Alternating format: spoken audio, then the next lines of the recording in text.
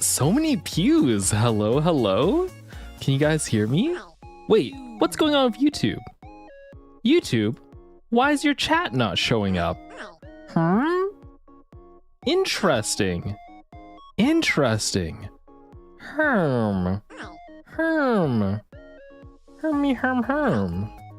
Let me go ahead and refresh you guys, maybe. Maybe you guys need a little refresher. Interesting. Come on. Hello, hi. Hello, Carbon. Is this the wrong chat, perhaps? Sounds like a villager? Okay. I don't know what you're talking about. I definitely don't sound like a villager, all right? Oh my gosh, who's this? I'm getting bullied.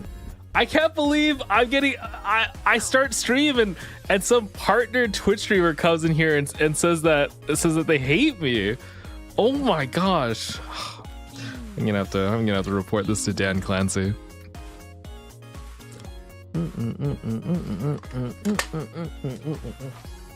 Oop. YouTube chat is a little interesting today. I don't know what's wrong with it. Let's go take a look. Let's go take a look together. Shall we go investigate? Yes. Okay. Hello. Hi. Oh, what? YouTube, come back here. Why aren't you? What? Are you guys okay? I can manually fix you guys. I can make you guys go back to the olden days. I wanted you guys to experience a new chat though. What do I do this? There we go. Old chat does still work, but like kind of sad we don't have new chat for you. But yes, Carbon time. Hi, hello everyone. Hello, welcome in. Hello, hi. Hi, the olden days. It's just the old chat. It's just the old chat skin. Before I got stuff working. Oh, Yuki, thank you for the gift sub. Appreciate it. Thank you. I heard we had a sub earlier today. Oh, Ziki with your, oh my gosh, you resubscribed to tier 3. Oh my gosh, thank you, Ziki. I appreciate it. Oh, speaking of our subs, I did send out all the photo cards. I got confirmation yesterday that everything had been sent out and been mailed out. So if you guys have your photo cards, you should be expecting them within like probably like 1 to 2 weeks. And if you don't get them, I'll make a little ping a month from now. And if you don't, we can like we'll figure it out. We can resend them and see if any of them bounce. Also, the winners for the art raffle for the tablets, they have already been sent out and contacted as well. So yeah, exciting, right? Exciting. You made photo cards? I did. Hi, I'll show them on stream when people finally get them. I want the people who are receiving them to be the first ones to get it. So probably in like 3 weeks, then you can see them. But in the meantime, they're secrets. Only the people who get them get to see first. Oh, also great. Thank you for the follow. Hello, hi, Carbon. Hello, hi. Welcome in, everyone. It's nice to see you all. I'll go through the welcome list in a bit, but for the people joining in today, if you're wondering what's going on, what's up? Okay, I'm here for the video about Fred. Okay. For the especially for the new people who stumble in from YouTube, we will be doing some rocket science today. We're going to be watching some science videos. I actually don't know how Artemis 2, the mission, went. I know like went successfully, but I kind of want to know the details. So I found a few videos that we can watch and like react to together. And then I also have some other videos. Oh, let me see where. Let me pull up my little notebook to see what I have in store today. Oh yes. Okay, I have an Artemis 2 recap video, and then I have a video talking about reusable rockets. And then we have some astronaut, like actual, just regular astronaut space videos. Because it was a while, we didn't get to do like our whole little science shtick because we got caught up in Minecraft and TFT tournaments. So we're gonna go do that for a little bit today. And hopefully these can like get edited and uploaded to YouTube later, and that'll be a fun time. Because I know a lot of people have been asking for it. Hi, my goat. Hello, hi. Hello. Also, wait, did YouTube break? Are you guys still here? YouTube channel stream is not working. Is YouTube really busted today? Is our chat stuck? It is. Okay, I refreshed it. Can you guys say something again? Hello? YouTube? YouTube, you alright? Hello? Okay, they're saying we're here. Okay, we're broken today? Okay, you're kind of back. Interesting. Well, I'll keep an eye on you guys. Even if your chat breaks a little bit, I still check periodically, so I still see it. Okay, first stream, hello, welcome in Stardust, welcome. Oh, and I would like to make a small announcement. Okay, my first stream here, my first tag I see is okay. I need to remove that tag. Thank you for reminding me. One day I'll remove it. Okay. I also have an announcement to.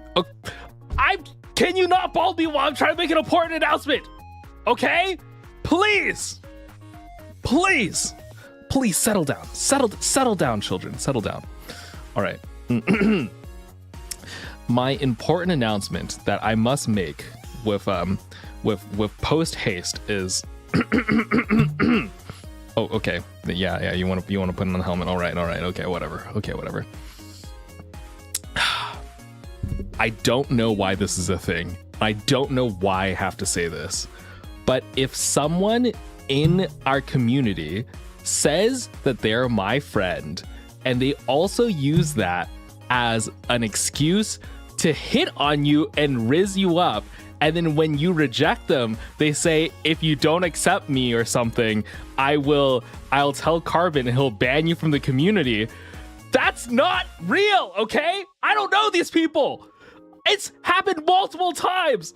There have been multiple instances of random dudes going into community members' DMs and try to rizz them up, okay?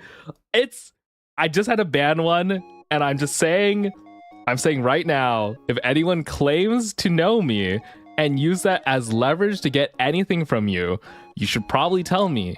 And then they're either not my friend at all, or they will shortly no longer be. Okay, so just yeah, I don't know why this has happened multiple times, but I'll it's a thing. Okay, it's a thing. So yes, please be safe. I know like half of you guys are like, I don't know. I talked to some other like male VTubers about it, and they didn't have this problem. I don't know why it's us specifically. But you know what? Maybe you guys have too much Riz. I don't know. They say they're friends with mods too. They are not. Usually not. I don't know. Anyone who's actually your friend doesn't use you to get things. Like doesn't use your name behind your back to get stuff. That's gross. That's gross. Carbonauts are just too sexy. Okay, that is kind of true. That is true. Actually true and real. We're just too sexy and alluring. Yeah.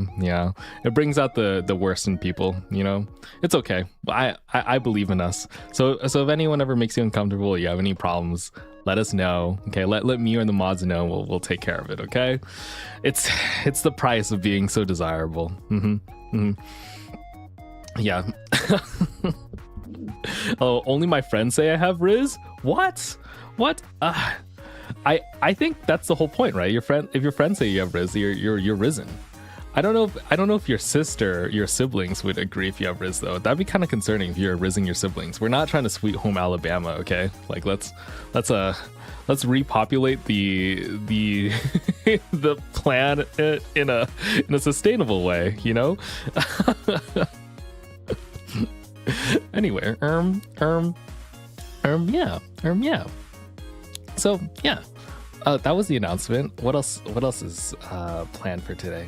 Oh, I think that's pretty much it. So we're gonna watch some like Artemis 2 videos. We're gonna do some science yaps for a little, and then see where it takes us. Oh, I was gonna go welcoming everyone. That's right. I forgot. More villager sounds again. Sometimes I do villager sounds. Yeah. Oh, I need to update the rules for like stream and stuff like that, but I'll do that later. I was going to do it at the beginning of the stream, but I'll do it at the beginning of next stream.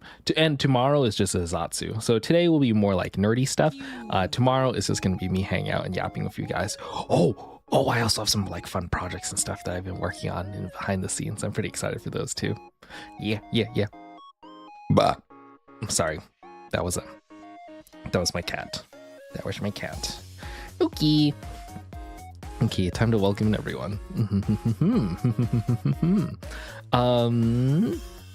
Let's see. Titan was first. Hello, welcome in, Titan. And also, hello, Blue Music. Hello, welcome in.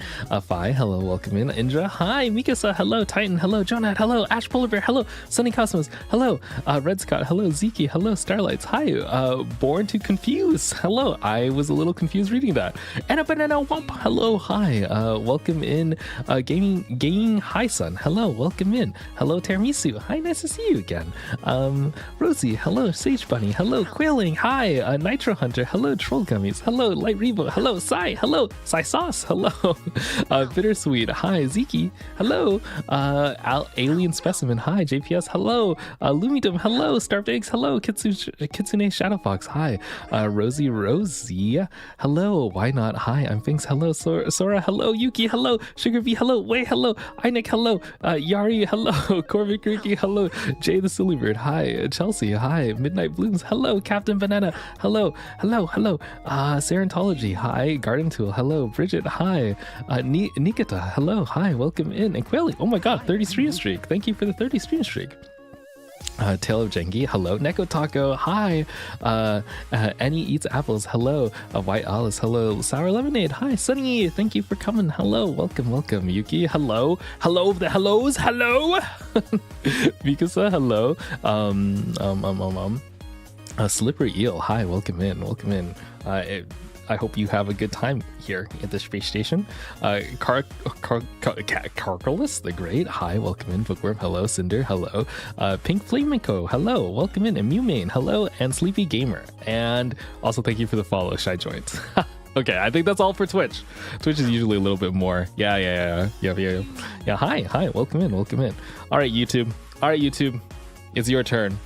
Come on up here. Come on, you can say hello. I'll say hi to you. Hi, Cloudy Cat. Hi, Cloudy Cat. Hello, Ashley Almar. Hi. Oh, hello, Knox Harvey. I think I missed you.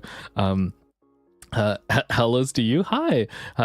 Hello, Hecate's my favorite. Hello, Kaylin. Hello, Kiki. Hello, Willow. Hello, Whimsical. Hello, Kaylin. Hello, Emmy Bros. Hello, Vampire Eyes. Hello, welcome in. Hope y'all are doing well. Yeah. All right. I think we got everyone. Yeah, Gila. Hi. Welcome in. Ola's stepbrother. Yes. Oh, Ria. Hi. Welcome. And loving my life. Hello. I don't know. Do you guys like the hellos? Do you guys like hellos? I know it takes like a bit of time on stream, but you might as well do it like at the right at the beginning. I think it's fine.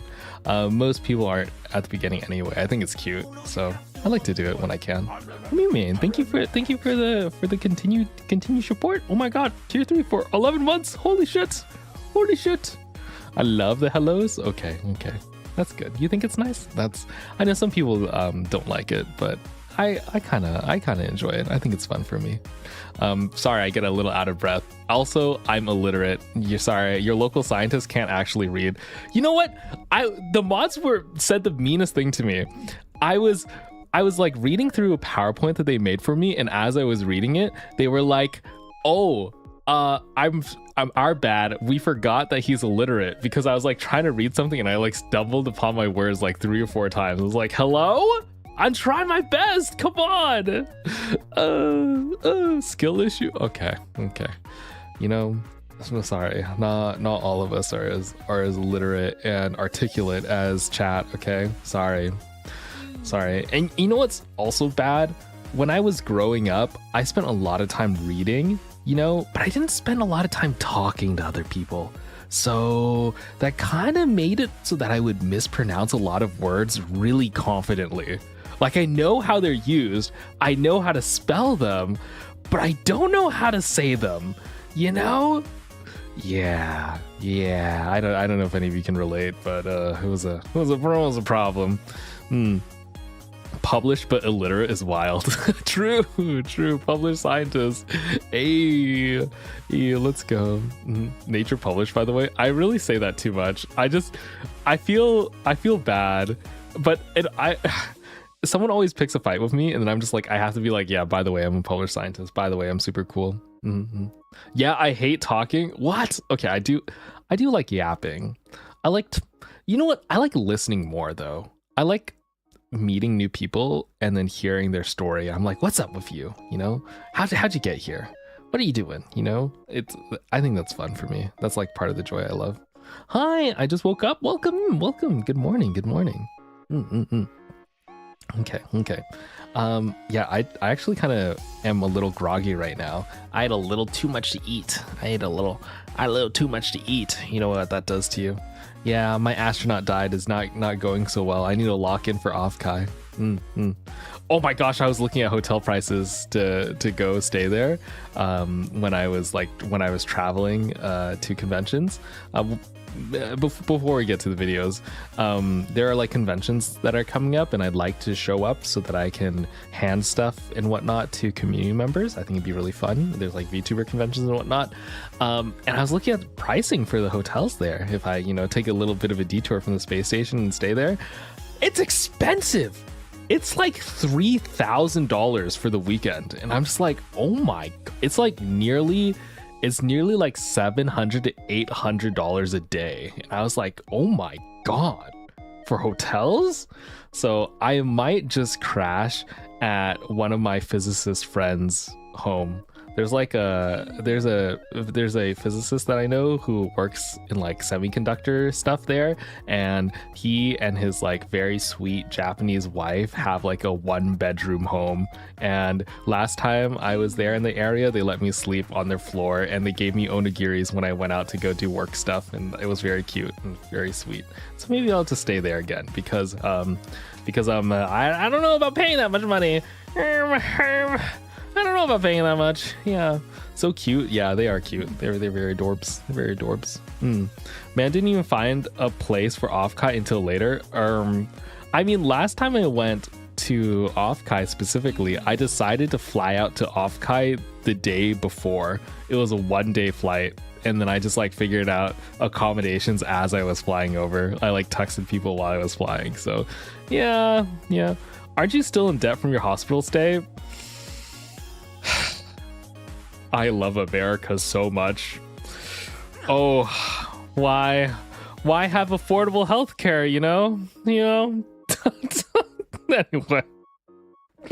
Anyway.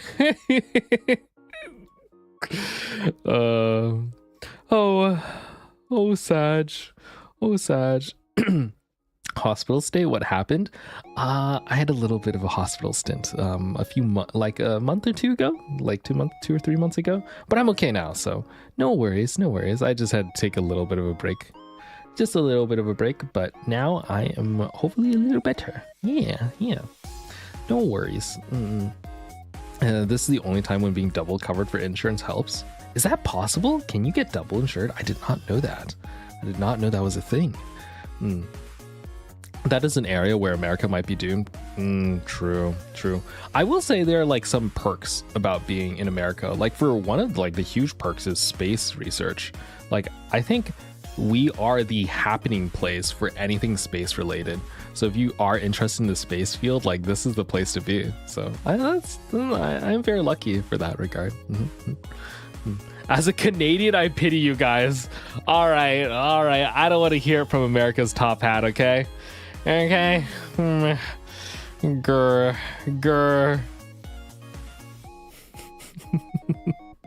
I'm sorry. I'm just jealous. All right, let me see if I pop over here. What is going to show up? Ooh. Oh. It's empty. It's the empty void. Oh my gosh. If I pop this though. Oh, and then maybe if I pop this, nice. Okay. At 6. There we go. Let me see. Is it 6:35 p.m. Okay, the audio is capturing properly. Let me make sure that it's like actually audio split properly. Okay, it is. Nice. Let's go. Okay. I can turn off the music and we're gonna watch this video called What Exactly Happened on Artemis 2. I wonder if they're going to talk about the broken toilet. There's like only 2 things that broke during the latest moon missions. 1 being the toilet, 2 being a Microsoft Outlook. So like, honestly, all things considered, it went pretty well. But Microsoft Outlook, the email failing, is probably one of the funniest bits. The second being the fact that the toilet didn't work. Well, peeing didn't work. I think you could still poo, but you couldn't pee. Yeah. Oof, not the toilet. I bet it's reeked in there. I actually bet it stank. I wonder if they ever comment on it. You know, maybe they'll write like little memoir books afterwards. That'd be really funny. And then we could read and be like, oh no, all this stinky stinks. I wonder how stinky it'd be.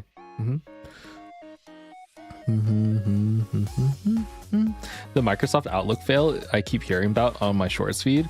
It's actually my phone lock screen right now. I like to recycle my phone lock screen, and my phone lock screen is a picture of the Microsoft Outlook fail. It's pretty great. I'll show you later. I'll post in the Discord server or something. All right, let's just get into it. Today's a more chill nerdy yap day, so might as well start, shall we? Boom, boom, boom. Okay, music off. Thank you for linking the Discord mods. I appreciate it. All right.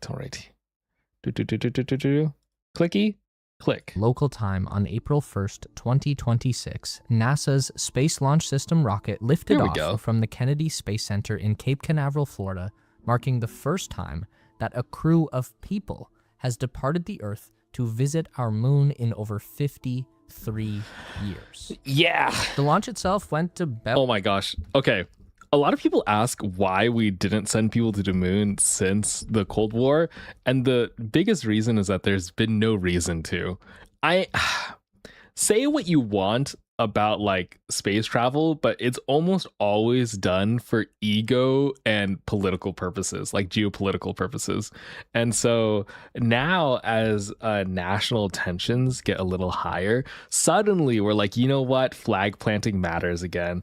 And we also couldn't deal with the fact that China has the only visible flag now on the moon because the American flags got bleached out from the sun.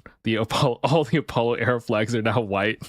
I've talked about this before, but what a shame. So America's like, we must go back. The plan is this one was a flyby. Next one will be another landing, like an actual physical landing. But we'll see. We'll see if funding get cut or if we'll make it. I think the plan is actually to make it. There was also some crazy new missions being proposed after this one was successful. I'll have to show you. It involves nuclear weapons, but I won't spoil it too much. Out as smoothly as these things get, there was one brief and minor concern in the minutes leading up to the scheduled launch time. Ground crews were a little concerned about readings from the flight termination system, what they call the FTS. It's basically a string of explosives that are rigged up to the main fuel tank of the rocket, and they act as a self-destruct mechanism if the booster was to ever lose control for any reason as it flies through the air. So the crew... Wait, that's kind of scary. Wait, I did not know that.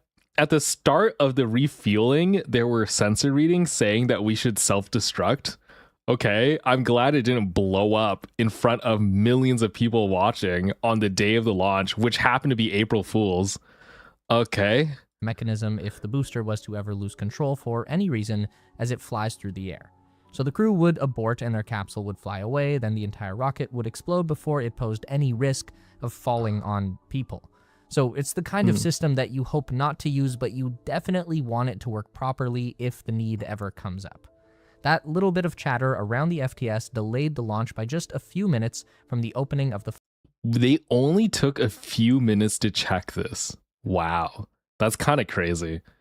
I want to make a YouTube video on like what sort of risk you balance for this, because even though this has been very well engineered, there's been a bunch of like checks to make sure that everything is safe or safe as can be, it's still never going to be 100% safe.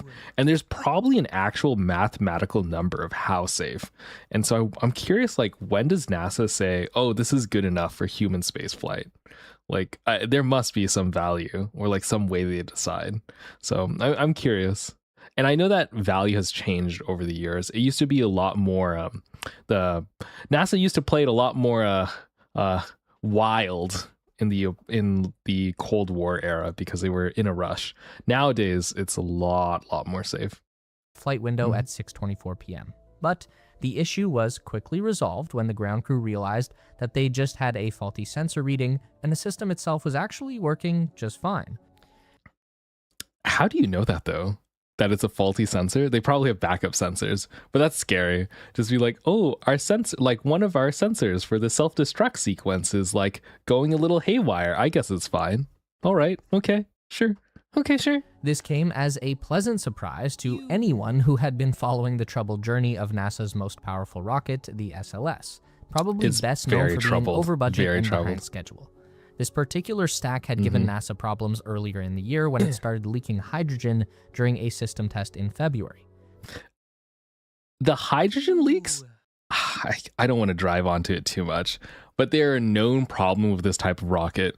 They're the reason why no new modern spacecraft after these missions will ever use hydrogen rocket fuel again. Most likely not for many, many years, because hydrogen is just too hard to handle. It just leaks too much and no one wants to deal with it. So I think after these missions, we're going to be taking some pretty big steps away from hydrogen rocket fuel. It's just too hard to contain. It always leaks. It's super explosive, causes invisible fire problems. Yeah. Then after that was fixed, it started leaking helium a few days later, which led NASA to rolling the vehicle back into their assembly building, where it was taken apart and put back together and finally returned to the launch pad to await its crew. Of the 4 people on board NASA's moon rocket, look, there's one 3 Canadian. Are American astronauts. There's the one Mission Canadian. Commander Reed Wiseman, pilot Victor Glover, and mission. What's next in coming to fuel then? Oh, they're using less efficient fuels that are more stable. Usually like methane-esque based kind of fuels. There's like special different types of rocket concoctions. I think the most common one will be the one that SpaceX uses actually. I don't know its exact chemical details, but it's a very standard, tried and true, stable rocket fuel. Whereas even though hydrogen and like hydrogen oxygen fuel works more efficiently, it's the theoretically best fuel we can have. The actual use case is very difficult. It's hard to do. And so as we start moving away from theory and making sure it works one time, and now we're trying to get it to work 100 times, it's like becoming a regular shipping thing, things are changing. It's just like how technically gas could, like car gas could be more efficient, but because there's like things you have to consider like storage and movement and pumping it, we change the formulation. Yeah. Mission specialist Christina Cook. They are joined by Canadian Space Agency mission specialist Jeremy Hansen, the first Canadian to participate in a crewed moon mission. I hope Canada's hyped for this. But he's not the only international contribution to the Artemis program. The service module attached below the crew capsule that provides power, propulsion, and life support was actually made in Germany under a contract from... Yeah. This is a whole thing. Europe actually helped out for a lot of this. America did most of the rocket development, but for the spacecraft that the astronauts were sitting in, a lot of that was made in Europe, specifically in Germany, and Airbus and some other companies also helped out for this. Yeah. Also, I see someone. They graduated. Congrats for the graduation. Oh, and YouTube chat is asking, is the reason why hydrogen leaks so much because of the molar mass? It's because it's the smallest element. That's why. It's the smallest element on the periodic table. So it means that it can leak through pretty much anything. And it's also operating at high pressures, because remember, all these gases for rocket fuel, they're stored in like sealed, pressurized canisters. And so if you have even the tiniest leak, it could possibly cause explosions, and that's a huge no-no for rockets with humans inside. The European Space Agency. This was reflected in the name that the crew chose for their spacecraft, Integrity, a nod to the integrated nature of the vehicle, the rocket, and entire Artemis program, with teams from across the USA and around the world working together to make this mission possible. Okay, across the world, minus China and Russia, and like a few other countries. So the Artemis Accords also has a counter group.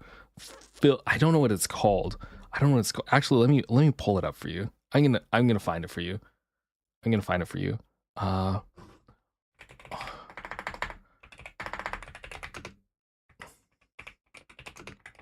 They have their own thing. What is it called?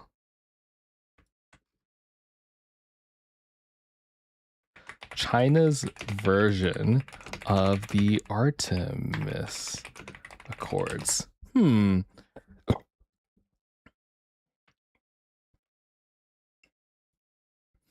Oh, it's called ILRESCO. IRLESCO? I don't. Okay. Interesting. I do have a beautiful image though that I can show you. Check out this nice little graph here. This is of the different countries signed for each who signed for each accord. So this is the ILRESCO signatories are basically the Russian China counterparts. They're basically the axial powers. And then we have the Artemis Accords, which is everyone else is like America and allies. And it's a whole thing. In fact, this is showing you which countries are allied to share information about space.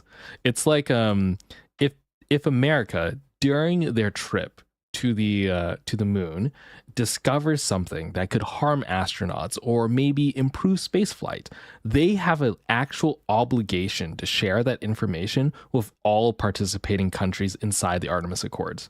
And in return, countries inside the Artemis Accord will help sponsor American spaceflight, right? Like that's their whole shtick. The thing though is, because there's no agreement with like China and Russia, for example, if, for example, something during the Artemis missions, they discover, oh, if you don't do this specific maneuver around the moon, everyone on board will die. They actually don't have an obligation to say this to China and Russia, and probably won't. And the same goes for China and Russia and their signatory countries with American spaceflight. So it is truly an information wall behind the two countries, and sharing any information about spaceflight internationally is a huge no-no. There's like a bunch of steps and safeguards to ensure that you do not share this information, and it's treated extremely carefully. Like they're like prized state secrets. And yeah, I don't know. It's just, are we going to have space wars? Maybe. Who knows? But right now, information is being segregated, and there's like two groups, and both are claiming to be civilian, nonpartisan, and not militarized. But we'll see. Yeah. Mm-hmm. Okay, let me go. Boop, boop, boop. There we go. And within seconds of booster ignition, the Integrity and her crew rose into a clear blue sky above the Florida coast, riding the most powerful rocket NASA has ever launched. 8.5 minutes into the flight, at an altitude of about 100 miles above the surface, the booster engines were shut down and the spacecraft was released into Earth orbit. I totally forgot about this. I was watching the live stream and they missed the booster separation. Like, this footage of the boosters being separated came from a different video, like other people filming, but NASA's live stream, right as the booster separated, they cut to people on the lawn, like just looking up at it, and everyone's just like, oh, I think there's like literally 1 million people watching, and they watch the booster separation get cut by a lawn shot, and I was like, oh no, NASA, oh no. So a little bit of a live stream fail, but it's okay, it happens.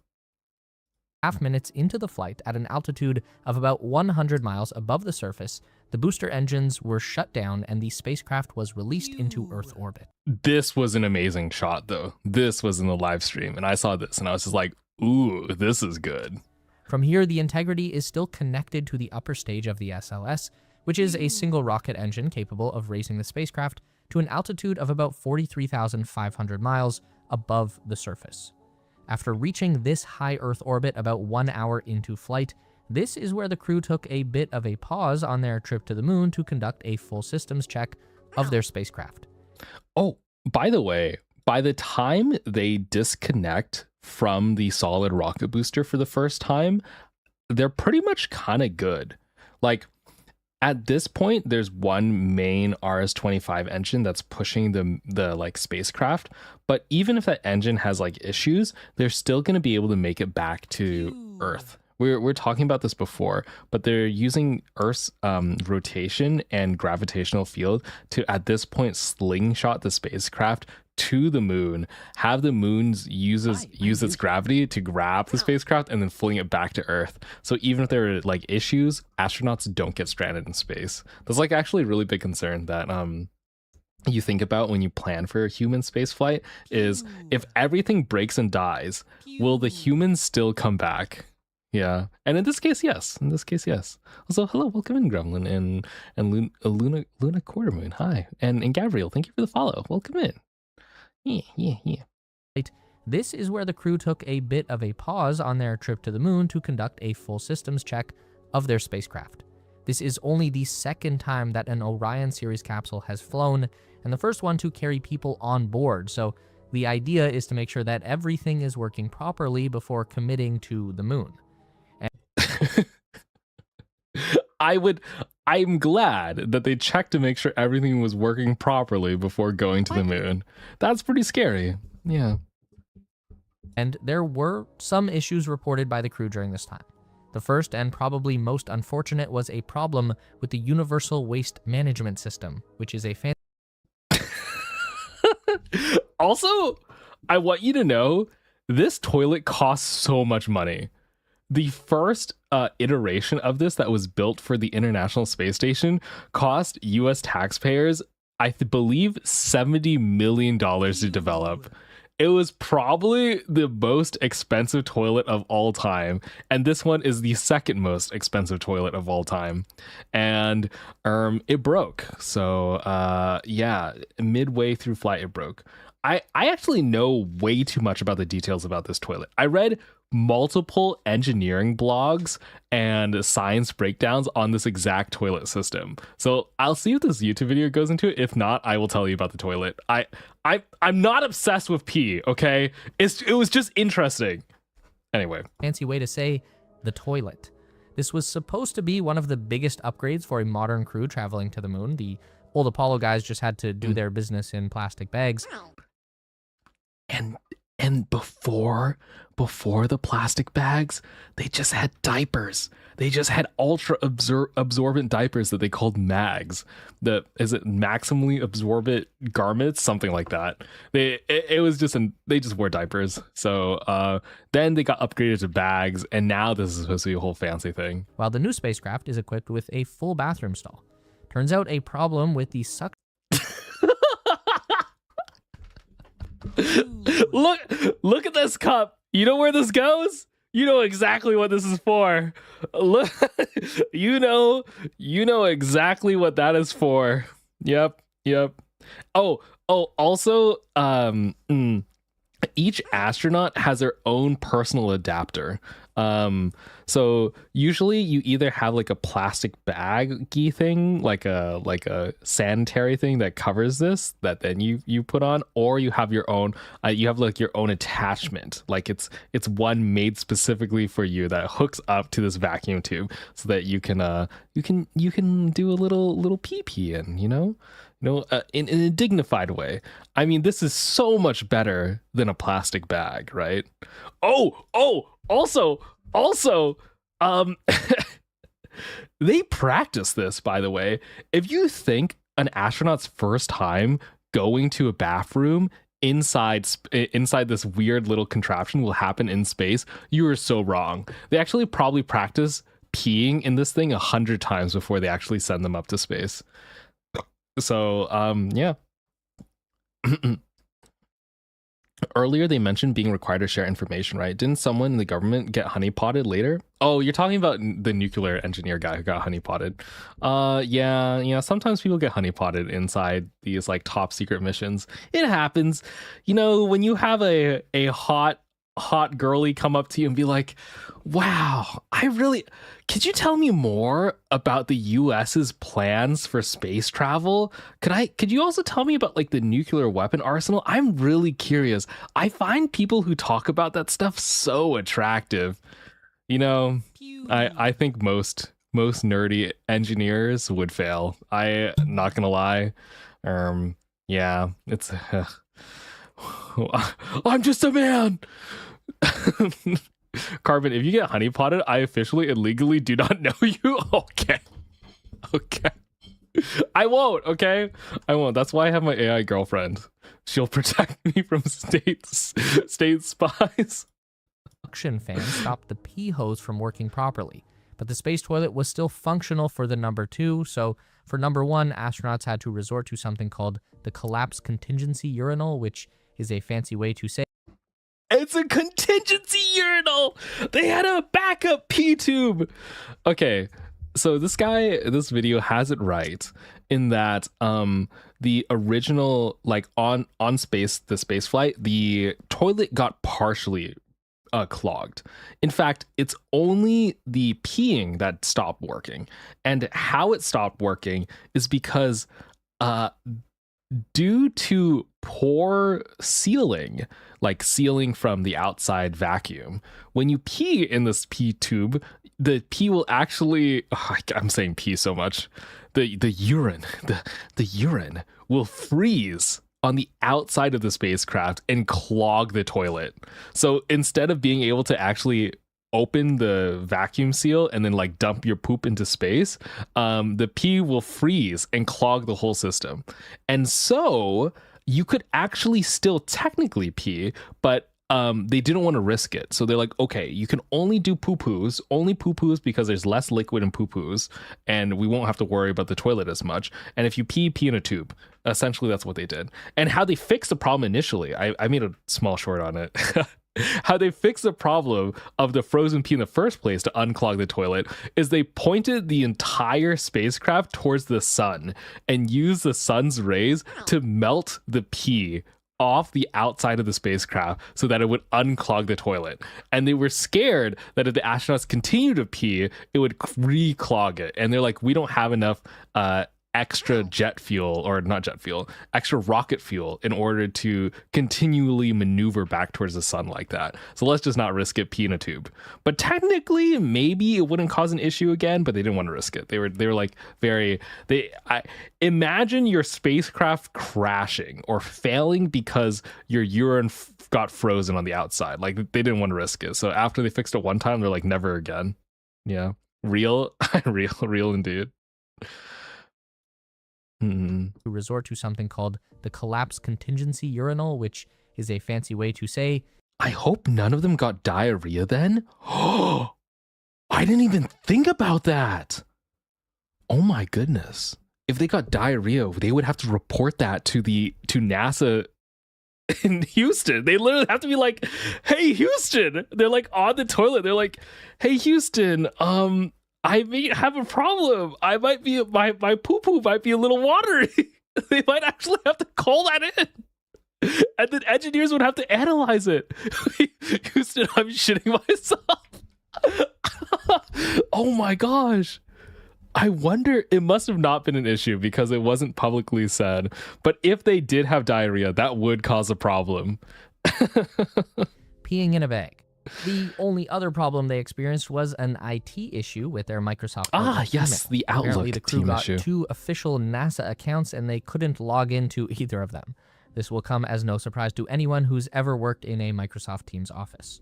But with all of that... Oh, how unfortunate.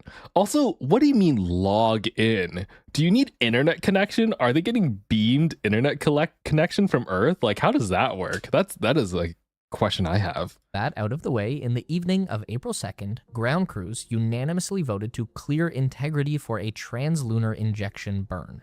This is when they fire the main engine on the European service module to transition from an orbit around the Earth to a trip around the moon. Yep. After completing the burn, going. the spacecraft is committed to a very specific path known as the free return trajectory. Oh, they're It's talking about the free most return. efficient way to get. So, oh, I love this graphic. So it's first they do like the regular orbit, right? Because they're sitting in orbit first, and then they do all the checks to confirm that everything's safe. And once everything's set to go, and they're like, okay, mission's ready to go, they start entering into their free return trajectory. And they start moving away from Earth, actually, and then fly. I don't know. Flying is such a weird way to describe this. They fly closer to Earth on one side, and then the Earth's gravitational pull will then slingshot them towards the moon. And then when they get to the moon here, like by the time they reach in the middle of the step here, by the time they leave Earth's orbit, they are already guaranteed to come back because they plot the trajectory and the position of the moon and all this and all the astral bodies, all the physics to make sure that the spacecraft will get pulled by the moon's gravity and then launch it right back. So even if the engine dies, all the power goes out, the astronauts will at least return home. From the Earth to the moon and then back again because it uses gravity from the two bodies. Also, these calculations were done with computers today, but back in the day, it was just rooms of people. I don't think a lot of people realize this, but back during the Apollo missions where we actually put humans onto the moon, there were entire rooms full of people, mostly women, who were just doing numbers. It was just like they were called human calculators. They made a whole movie about it, about a bunch of humans doing like very pinpoint math. You need like 15 significant digit calculations in order to make sure all your math is done correctly. And you have to do that on the fly. So like as they're getting new readings, they're sending these readings back to Earth, and then a bunch of humans on Earth start madly scribbling on pieces of paper and then finish a calculation, be really sure about their math, and then send it back. That's crazy high pressure and scary, but we were able to do it. So yeah, pretty insane. Did you see the stack she stood by to take pics with? I did not. Wait, can I look that up? Wait, let me see. Give me a second. I want to see this image. Hold on.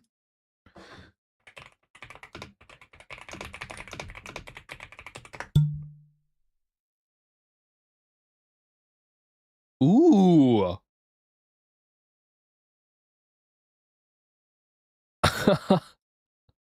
Okay, this is not math, but these are early computer programs. This is Margaret Hamilton standing next to a stack of program listings from the Apollo guidance computer. This is like all their, I think these are punch cards? Unsure. But yeah, there's a lot of human math that had to be done here. It's kind of crazy how far we've come.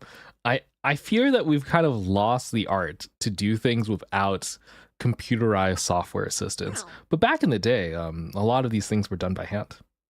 To handle most of the steering. As they approach the moon, its gravity will naturally sling them around the far side and throw the ship back the way it came. Yeah, a lot of paper. At which point gravity from the Earth will take over and begin to Wait. Okay. Actually, I know you were looking at this, but speaking of paper, I just need to show you something because you're reminding me of another thing.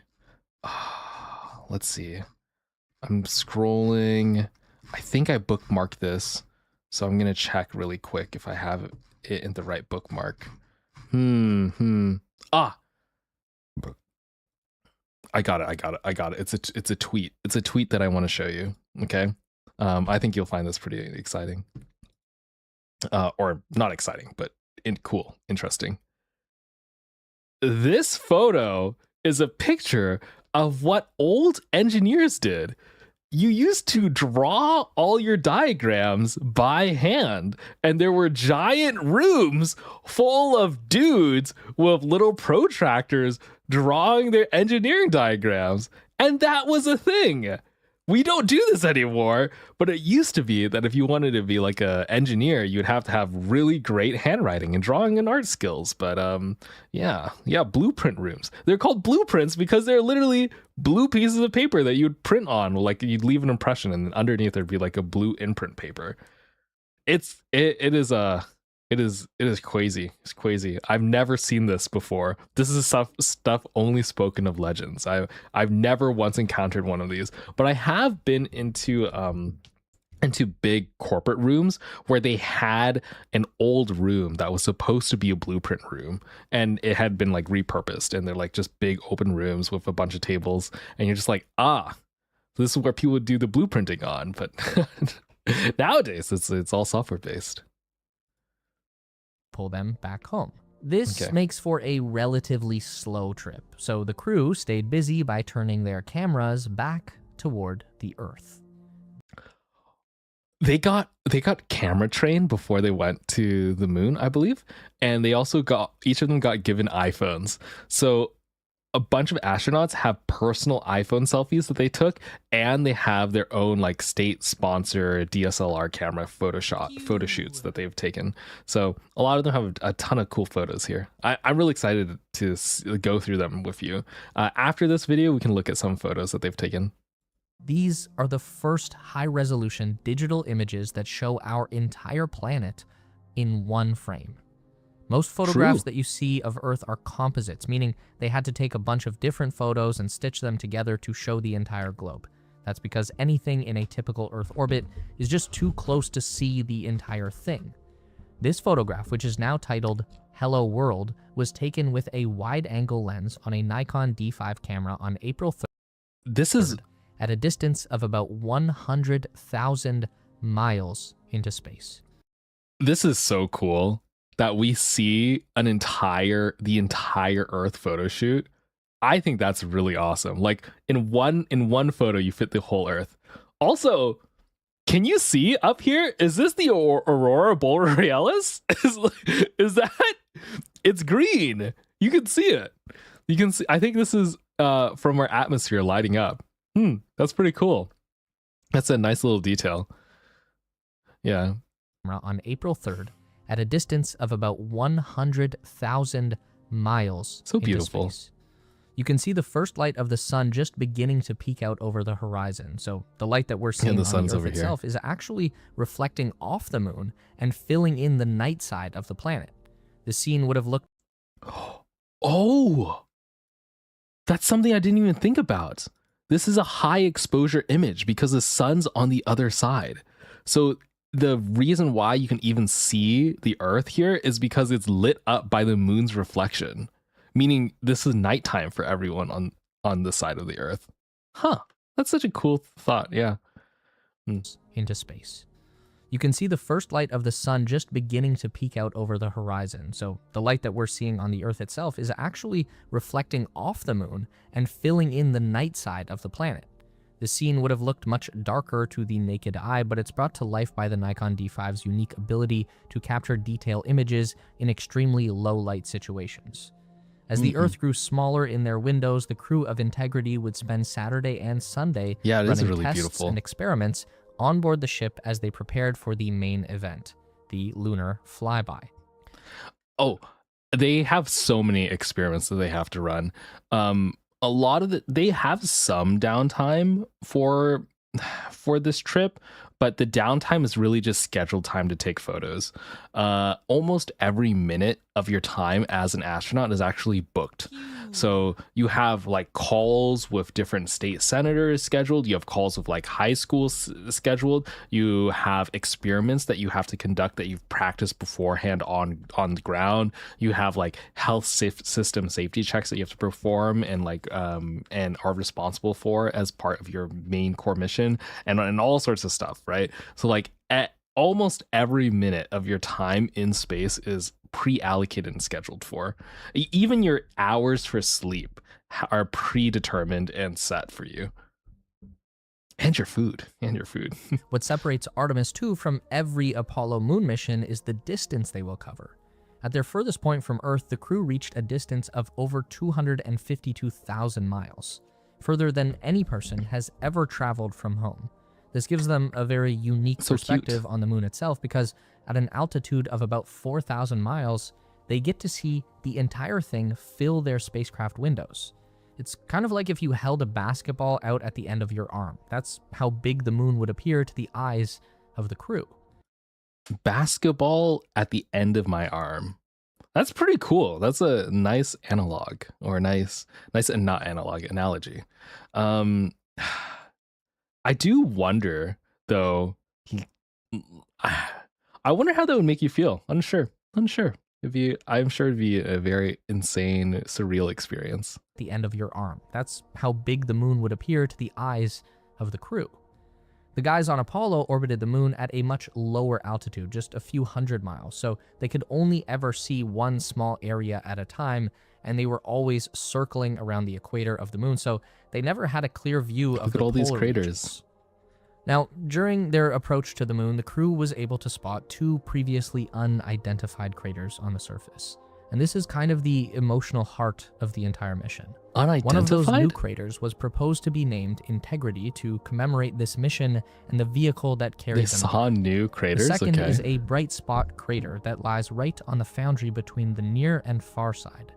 This one was proposed to be named Carol, after Reed Wiseman's late wife, who passed away in 2020. Those bright spots were one of the first really interesting observations made by the crew. These fresh impacts kick up light-colored dust from just below the surface and stand out against the dull gray of the moon. Christina Cook noted that these are so bright, they kind of look like holes poked in a map shade. And this is the kind of observation that is so important from Artemis 2. Even with a really great digital camera, there is still a lot of nuance that only the human eye can see. Our eyes perceive... I see. Because even with the cameras don't really do it justice of like what visually stands out. A much greater dynamic range between dark and bright than any camera sensor. And we also see a lot more color. Here's an illustration of that. We see a lot more green specifically. Yeah, we have more green rods. Wait, there's a video of them hugging each other when they announce the naming? Really? Wait, can I find it? Hold on. Maybe I can find it.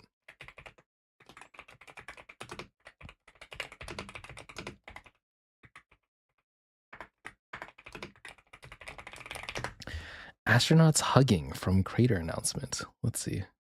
Oh, there is one. The second one. Wait, hold on. And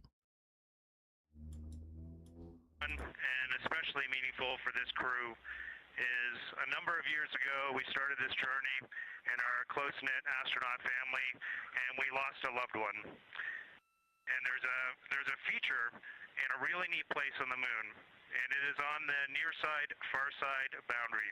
In fact, it's just on the near side. This one, you look at Glushko, and it's just to the north. Carol, and you spell that C-A. Okay. O-L-L. Okay. Oh, that is a very tender hug. Oh, that's very sweet of them.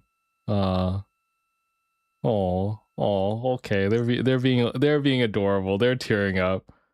What comments say? Oh, that is a beautiful way to honor them, right? It's something that NASA can very easily do, and why not? You know, it gives them so much. It means a lot to the astronauts on board. I'm not crying. You're crying. Yeah, right. Grr. Curving shape is the entire visible color spectrum, and that triangle inside is the small fraction that can fit into a digital image. So while the photographs still have incredible value, the most unique data from Artemis 2 is the first-person accounts of the astronauts as they describe what they see on the moon with their own eyes. For example, the crew noted that the moon is not actually as gray as it appears from Earth. They saw distinct hues of brown and even... Okay, well, that's because the atmosphere changes how we see moon color. I actually posted about this. Wait, let me see if I can find my old moon color post. There's like a bunch of different colors that the moon can look like, but that's not necessarily how the moon actually looks. Where is it? Where is it? I'm trying to find it. I'm trying to find it. Pew. Ah, here it is. Here it is. So you can see here, like all the different colors of the moon. Yeah, I like my own tweets. Yeah, I like my own tweets. What about it? Anyway. These are just some of the different color variations you can see of the moon, and it's mainly because the atmosphere will change how we see the moon. So if you have like a bunch of dust, right? Have you ever seen a red sun because there's a bunch of like smoke around, or like a local forest fire or something? That's similar to what causes the moon to be red, because depending on the concentration of the dust, it's going to cause the colors to be different.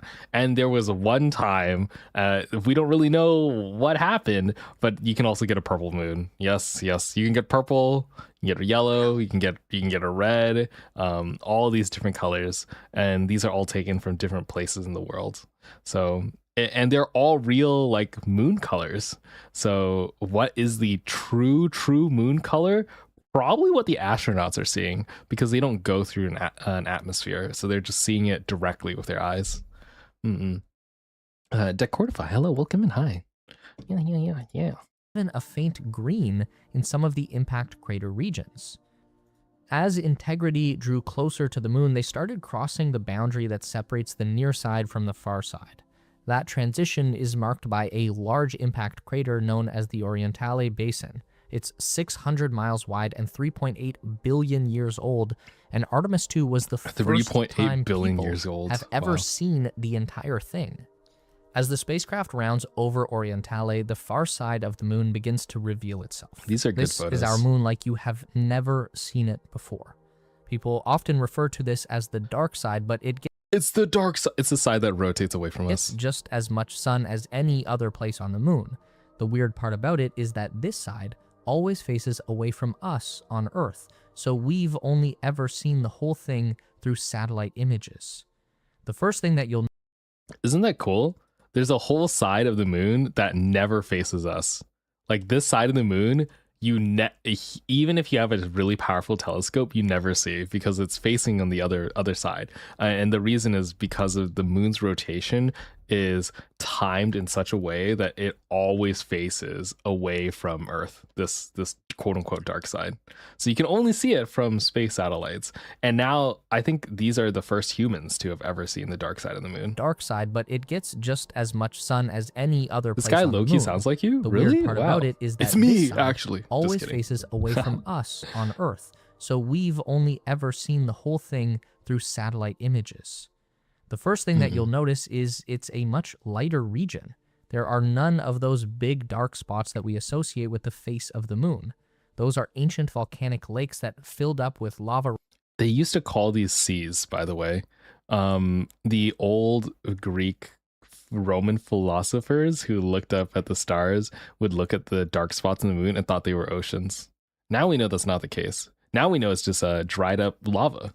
Rock billions of years ago when the moon was forming. So we know that for some reason the volcanoes were concentrated on the Earth-facing side, but we don't know why that is. This is one of the mysteries that the Artemis program is hoping to solve.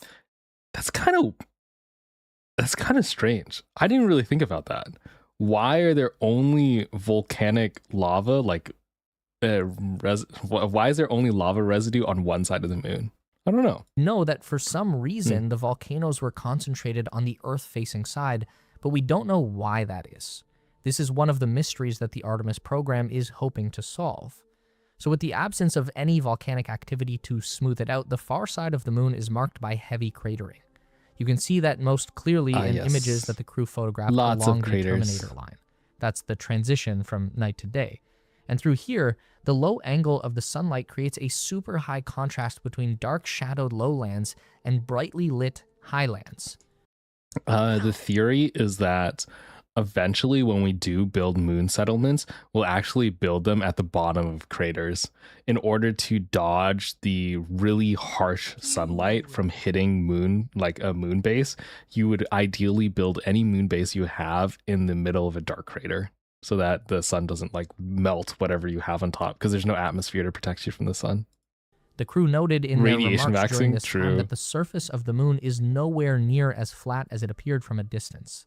There are actually tall peaks and steep cliffs around these impact craters. It's kind of crazy that all the like peaks and cliffs and stuff from the moon are from mostly meteor impacts. Well, because there's no atmosphere either and there's no wind, it's not going to smooth this out. So it's just straight up anything that ever hit the moon is still there. Like in theory, the footprints from the first Apollo landing are still going to be there on the moon, making for a rough and complex geography. One of the areas that they were able to see as the spacecraft circled around the far side was the South Bull Aitken Basin. This is where NASA wants to land future Artemis missions with crew on board and eventually build a permanent outpost on the moon. We can see they eventually want to put their moon base in a crater. Yep. Motherfuckers with asthma gonna get cooked up there. Oh, if you're breathing in moon dust, it's probably cancerous. It's probably all sorts of bad for you. You definitely don't want that. From these observations that the Artemis landings will be nothing like the old Apollo missions. Those touched down on the flat volcanic plains of the equator region on the near side, while the terrain for Artemis will be so much more rugged and challenging to navigate. Turning their attention back toward home, the crew is able to witness another unique phenomenon. Not a sunset, but an Earthset, as our planet begins to dip down the Earth below rise. the horizon of the moon.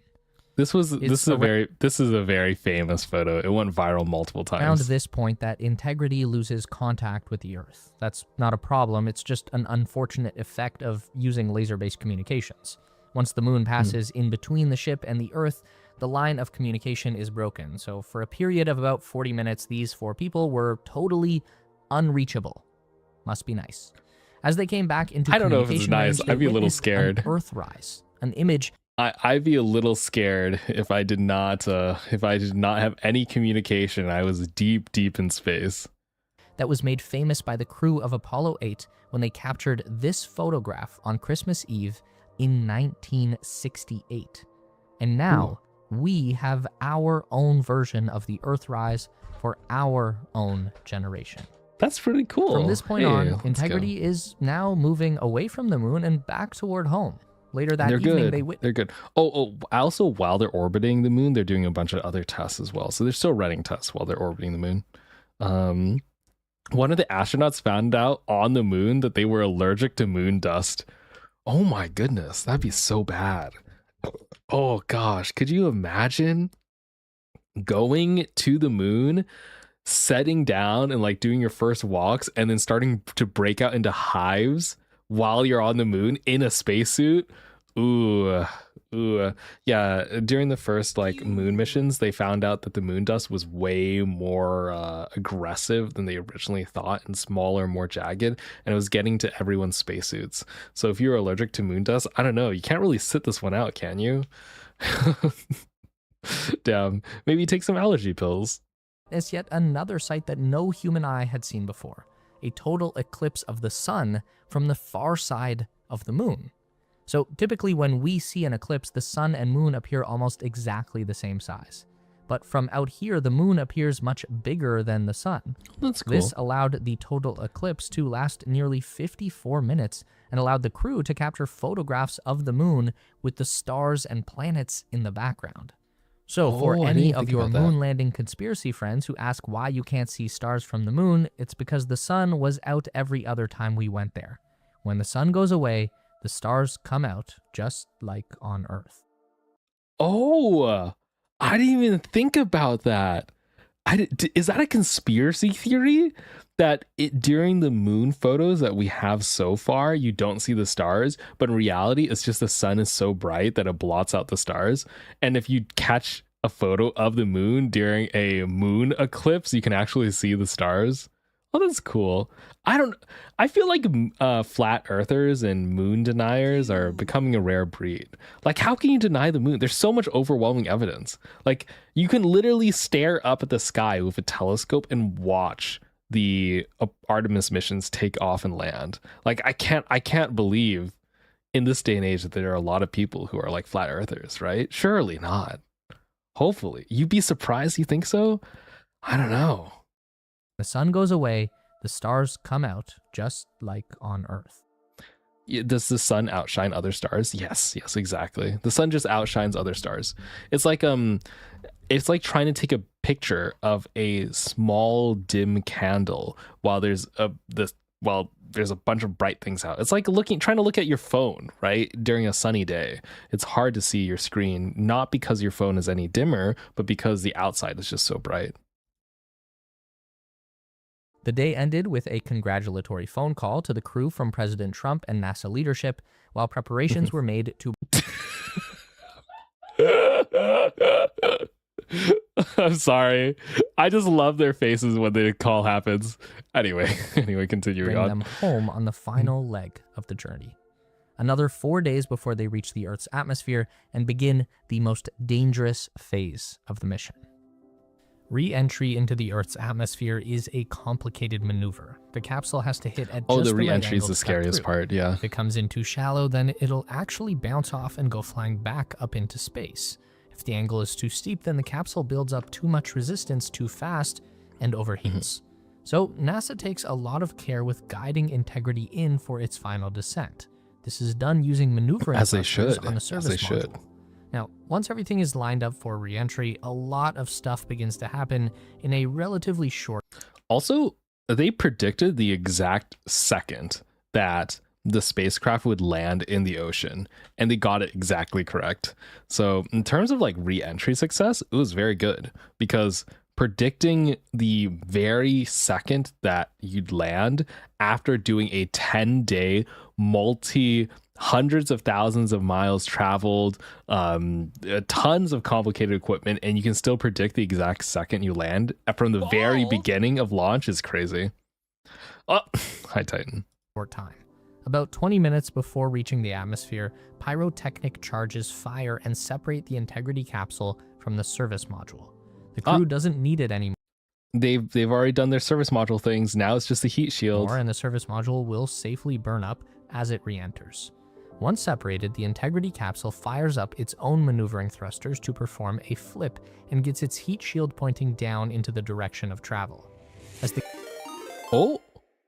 Oh, hello, Maro. Thank you for the raid. Welcome in, raiders. Hello, hi. We're actually watching the climax of the Artemis 2 missions. We're watching them re-enter. We're doing like a little recap video right now.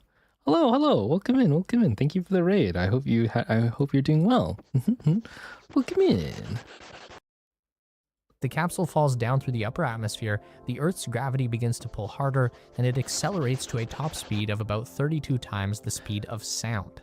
At this Do a flip spacecraft edition. Literally, if they don't flip here, everyone on board dies, okay? Like, the flip is so important. Actually, not only the flip, they also have to hold the orientation correctly. Where is it? Do they show it? Oh yeah, just a little bit. Like this spacecraft, all the shielding is on the bottom. There's actually not that much shielding up top here. If it even goes slightly off angle, everyone on board is dead. It like will bake them like they're in an oven. The only way they survive is if the bottom is pointed perfectly down. It's pretty scary. Sniffa. Oh yeah, they're sniffing you. They're giving you little butt sniffers. Yeah, they're saying hello, hi returns. No helmets in space. Wait. Boop. Hello. I'm safe now. I'm safe. shield pointing down into the direction of travel. As the capsule falls down through the upper atmosphere, the Earth's gravity begins to pull harder, and it accelerates to a top speed of about 32 times the speed of sound.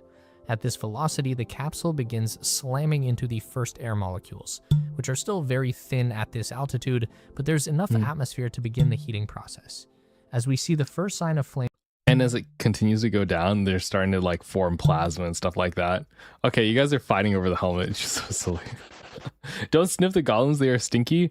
Maybe I like that. It's okay. Astronauts don't wash their spacesuits, so even handy down astronaut suits are not washed. So we might be stinky together.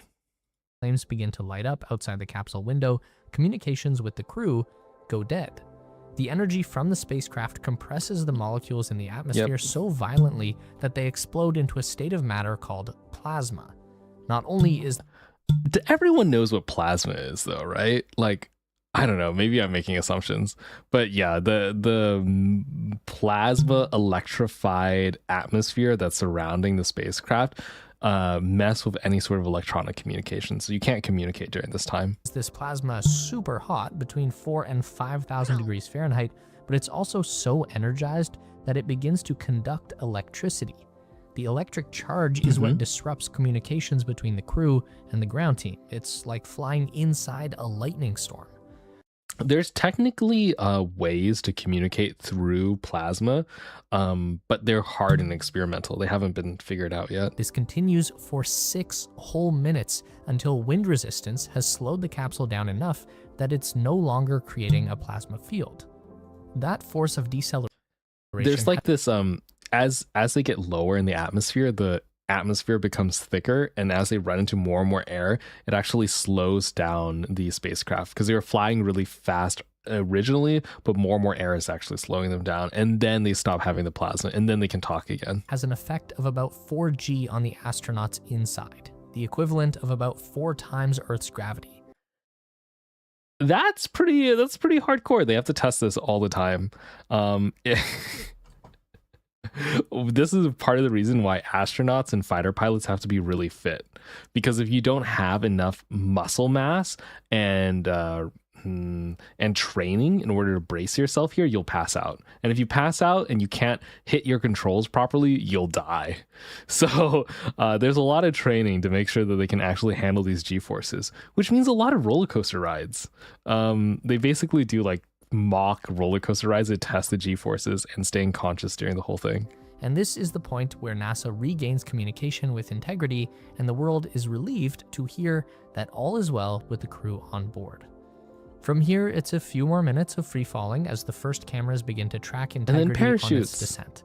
At an altitude of around 5,000 feet, the main parachutes finally deploy, and the capsule slows down to a gentle 19 miles per hour for the final coast phase. It's 5:07 p.m. local time off the coast of San Diego, California, when Integrity makes their official splashdown into the Pacific Ocean, completing a 10-day journey that covered a total of 695,080. When we were watching this live, immediately we saw like boats full stuffed of people and divers going underneath to go check on the astronauts. Everyone's like, "Are you alive? Are you okay?" 1 miles from the Earth to the moon and back again. Once they are floating in the water, the capsule deploys 5 red helium balloons from the nose. Those are just to make sure it doesn't tip over. Although conditions on landing are pretty calm, at least as far as the Pacific Ocean goes, with waves peaking at about 4 feet high. There's only one minor issue post-splashdown, and that's with the communications between the astronauts and their recovery crew. Commander Reed Wiseman reports that he can hear the rescuers, but they can't hear him. So that results in a little bit of a delay, with recovery boats just circling around the capsule and waiting for instructions. But eventually, the first boat moves in and they open the hatch on the capsule from the outside, giving our there's crew this video of them going inside. Fresh, non-recycled air since last Wednesday. Oh, I forgot about that. They're recycling air this whole time. Oh, yeah. This is their first breath of real air. And they're probably excited to drink unfiltered piss. Afternoon. 4 Navy officers from the recovery boat hop into the capsule and begin to assess each astronaut, help them with getting out of their harness and space helmet and getting set for the main recovery operation. They attach a big inflatable raft to the capsule underneath the open hatch that's nicknamed the front porch, and one by one, the crew leave their capsule and drop onto the porch, where they wait for a line to come down from a recovery helicopter. There are 2 choppers running one It's really funny. There's actually people critiquing, like, I can't believe you're putting them in a chopper and then taking them back to the aircraft carrier instead of having them take the boat back. But, like, you know, the aircraft is a little bit faster and they're already on standby anyway. There's a whole freaking aircraft carrier being diverted for this mission, so you might as well lift the astronauts up by airplane. Why not? Astronaut at a time, picking them up from the porch and dropping them onto the deck of a Navy ship waiting nearby. From there, they go straight down to the ship's medical bay for a full examination. All signs throughout the landing and recovery operation pointed to all 4 astronauts being in good health, but they will continue to be monitored out of an abundance of caution. And a lot of astronauts get sick the week after they return, especially the longer they stay up. These astronauts were here for a very short amount of time, but something about being in space wakes up any dormant viruses you have. Like if you had the chicken pox or whatnot and you go to space, it can actually reawaken in space because for some reason space conditions weaken your immune systems and make any like pathogens that much stronger. It's very strange. And then when you come back to Earth, your immune system stays weak for a while. So honestly, they probably should be quarantining the astronauts a little bit, but you know, it's totally fine. I get it. They understand the risk, and they do have to do their media tours. Recovery operation pointed to all 4 astronauts being in good health, but they will continue to be monitored out of an abundance of caution. And that concludes the most important human spaceflight mission of the 21st century. The first crewed moon mission in my lifetime, but certainly not the last. A proper beginning for a new space race and the era of human beings expanding our civilization to the moon. Space race. I love the suggested video being how China will build a city on the moon. That's so funny. Yeah, I am excited. We'll probably see more of these launches coming up, and with more people inside them, there's going to be all sorts of space stuff. I'll try to keep you guys posted as they happen. There's already a bunch of like new rocket tests going on since the Artemis launches. Yeah, pretty. We'll see. I'm glad that the mission went successfully though. I think if this mission failed and astronauts were harmed during the mission, we'd probably set space flight back by like 20 years. Like, so I'm really glad that it did not fuck up. And the worst problems were a toilet and Microsoft. Yeah. An astronaut would feel strange when zero gravity for 10 days. I don't feel like they'd remember. Yeah, at 10 days, I think they can acclimate back to Earth conditions pretty okay, but I think I've seen the opposite, where if you've been in space for like 6 months, you'll start forgetting things and like try to put your pen up in space and then like leave it floating there and then and then dropping it and having it fall. Yeah, for sure. For items, they had a lot of fun while they were playing in space. I would just be so silly in space. I'd be playing with water, doing backflips and stuff. I heard there were a few issues with the heat shield, like some inconsistencies. Okay, that was with the previous heat shield. This heat shield is it performed well enough, but there were like some concerns because the first Artemis mission, there's heat shield problems, like full-blown problems, and so they like try to improve the heat shield, and that's why this mission, a lot of people are like critiquing the heat shield because they're like they already know that it's a problem part, but thankfully everything worked out okay, and I think it's been validated, so we'll see. So we might be able to see more of this heat shield in the future, and hopefully it doesn't continue to cause us problems. Yeah. Like those astronauts who got stuck for 9 months. That was crazy. Oh boy, imagine planning for a 3-day trip to the ISS and then finding out that you're stuck there for 9 months. Ooh, that's real. That's happened to some astronauts. Yeah. The cosmic horror. Hopefully not too much horror. Okay. I wanted to show you guys this one. I like this video one. And then I thought this would be fun. I thought this would be a really good one to like follow up. Pew. Hold on. I got it. This is a good follow-up video. I think you'll like this one.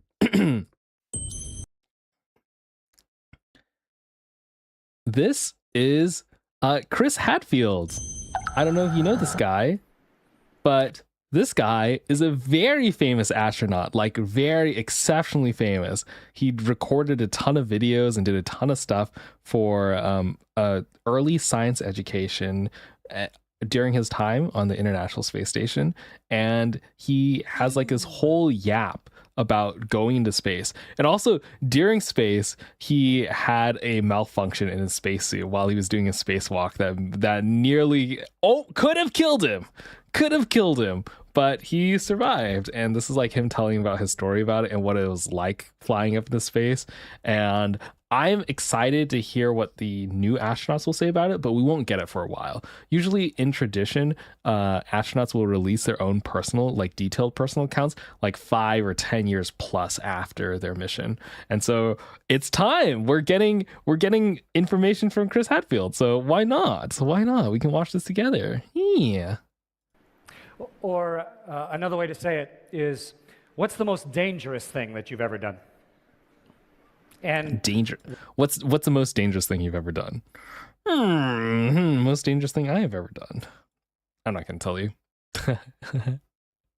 But pretty dangerous. Why did you do it? Pew. I know what the most dangerous thing is that I've ever done, because NASA does the math. You look back to the first 5 shuttle launches. Oh, they the do the odds math? of a catastrophic event during the first 5 shuttle launches was 1 in 9. That was acceptable? 1 in 9 of chance of dying. Would you guys be an early astronaut with a 1 in 9 death chance? I thought it was like 1 out of 100. I didn't think it was like a full. That's a pretty high chance. I don't know. Like, I want to be famous and cool as much as the next guy and see the Earth, but like, damn, those odds are really high. I hope they have good life insurance. Is this covered by life insurance? Do you think if I took a really large life insurance policy, they'd actually pay out? I hope so. Hell, the American government better pay me out. And even when I first flew on the shuttle back in 1995, 74 shuttle flight, the odds were still, now that we look back, about 1 in 38 or so. 1 in 35, 1 in 40. Around 1 in 35 to 1 in 40. What is that percentage number? Hold on. What is that in percent? Quick maths. Okay, 2.5%. Not bad. Would I risk a 2.5%? I pressed the button to go see space, be one of the first humans ever to go to the moon and all that stuff. 2.5%. I'd flip that coin. I don't know if I'd flip the 1 in 9 coin, but I would flip the 1 out of 40. Not great odds. So it's a really interesting day when you wake up at the Kennedy Space Center and you're going to go to space that day. Because you realize by the end of the day, you're either going to be floating effortlessly, gloriously in space, or you'll be dead. Wow. You go at the Kennedy Space Center, into the suit-up room, the same room that our childhood heroes got dressed in, that Neil Armstrong and Buzz Aldrin got suited in to go ride the Apollo rocket to the moon. And I got my pressure suit built around me.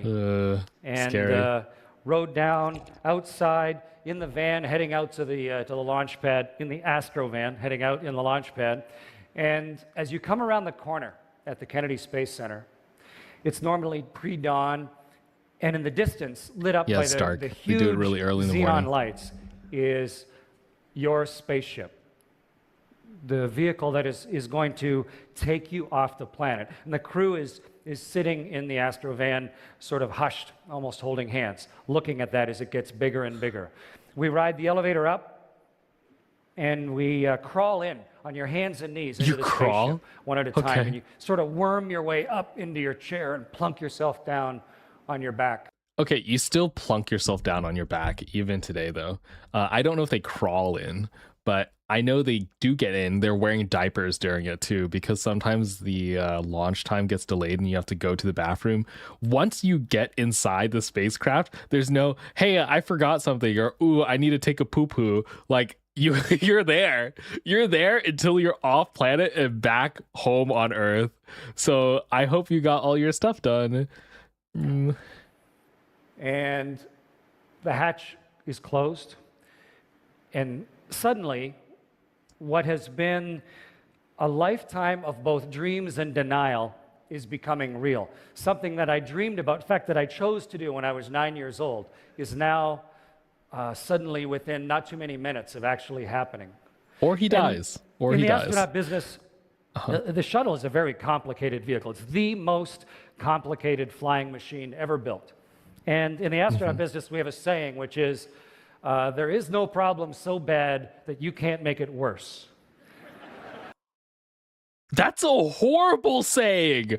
What? There's no problem so bad that you can't make it worse? Oh my. Oh, that's, I don't know if I'm motivated by that. That's more of like, don't fuck up. Like, don't fuck up. Okay. And so you're very conscious in the cockpit. You're thinking about all of the things that you might have to do, all the switches and all the wickets you have to go through. And as the time gets closer and closer, this excitement is building.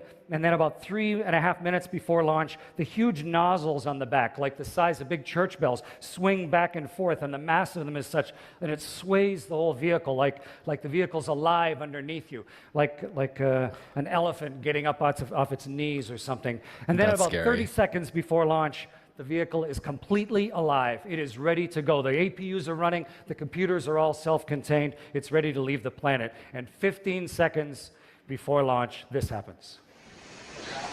12, 11, 10, 9, 8.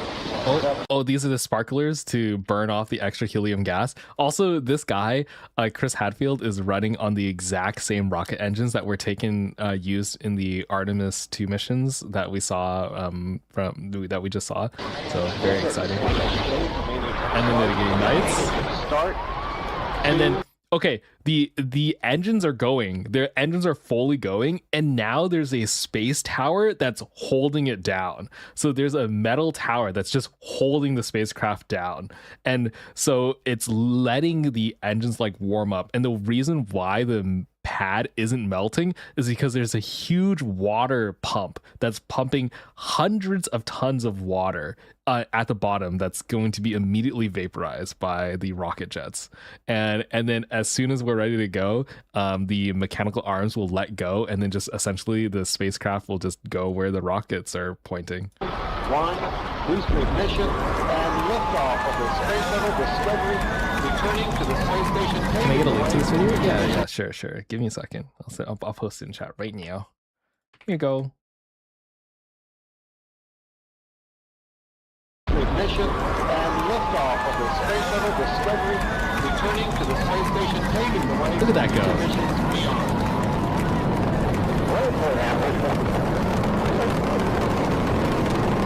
By the way, if you've been living under a rock, you may not know this, but this thing did blow up and kill people. This is not a most safe spaceship, okay? It is one of the most complicated and had many faults. So there are a lot of issues.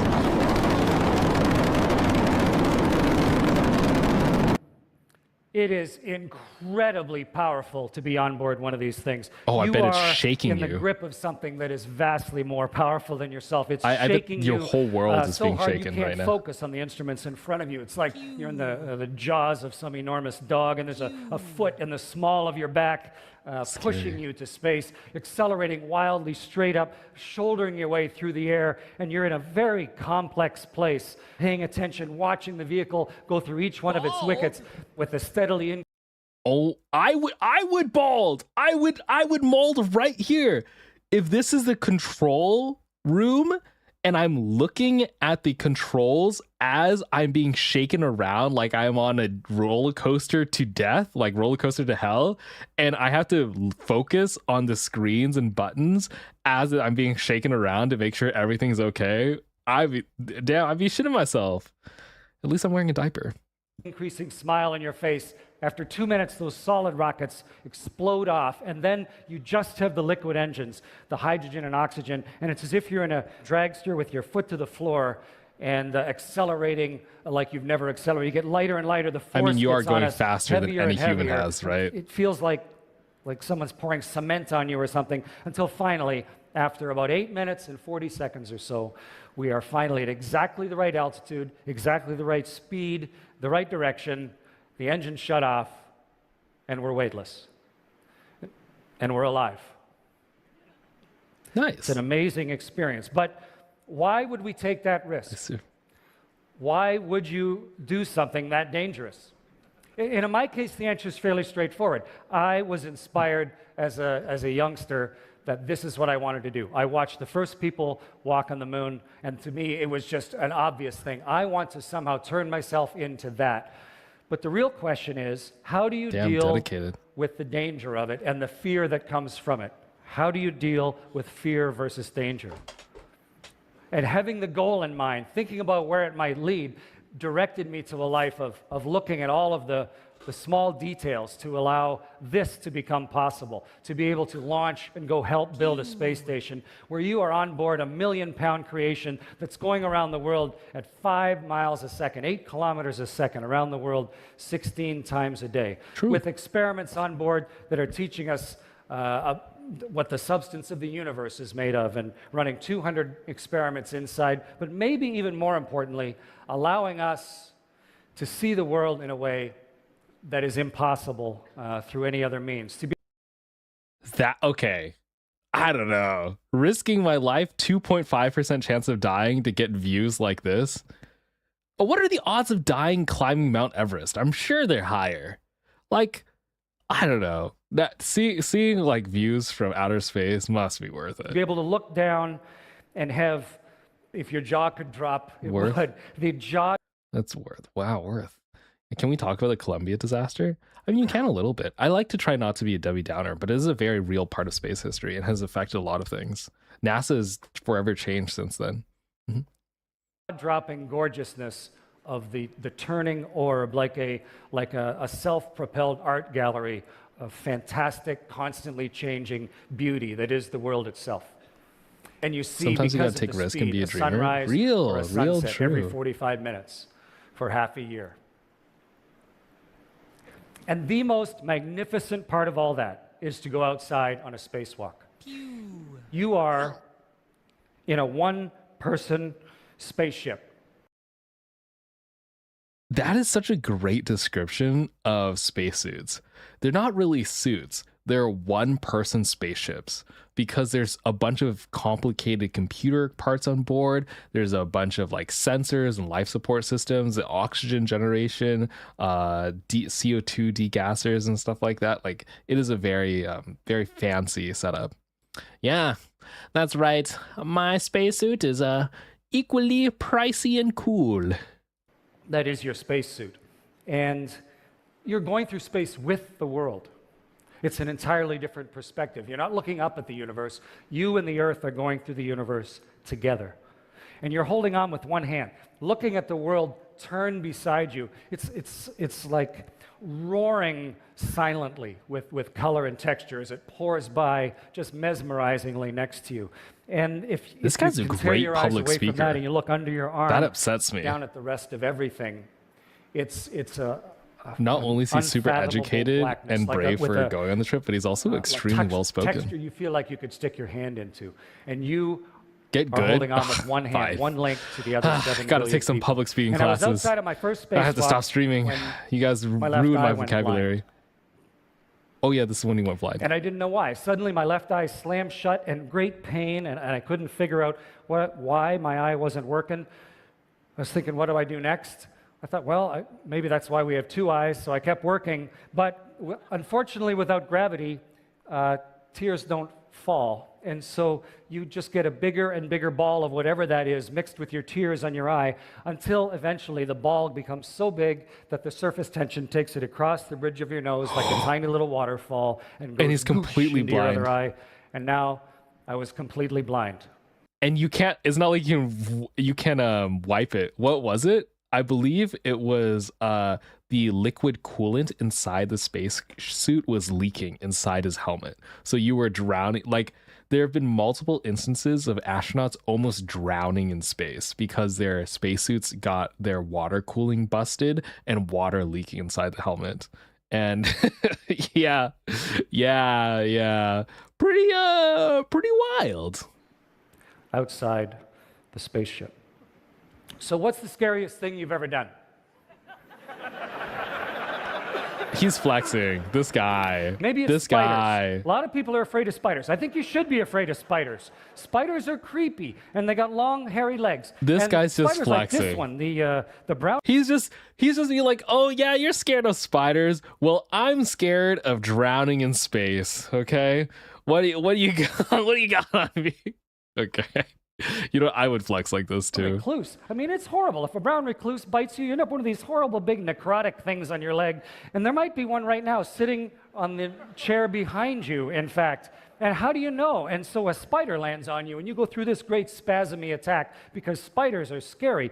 But then you could say, well, is there a brown recluse sitting on the chair beside me or not? I don't know. Are there brown recluses here? So if you actually do the research, you find out that in the world there are about 50,000 different types of spiders. And there are about not the 2 spider. dozen that Yeah. are venomous out of 50,000. And if you're in Canada because of the cold winters, here in BC there's about 720, 730 different types of spiders, and there's one that is There's only venomous. one? And its venom isn't even fatal. It's just kind of like a nasty sting. And that spider, Wow. not only that, but that spider Canada's a has great place to move to. beautiful markings on it. It's like, I'm dangerous. I got a big radiation symbol on my back. It's the black widow. So if you're even slightly careful, you can avoid running into the one spider that, and it lives close to the ground.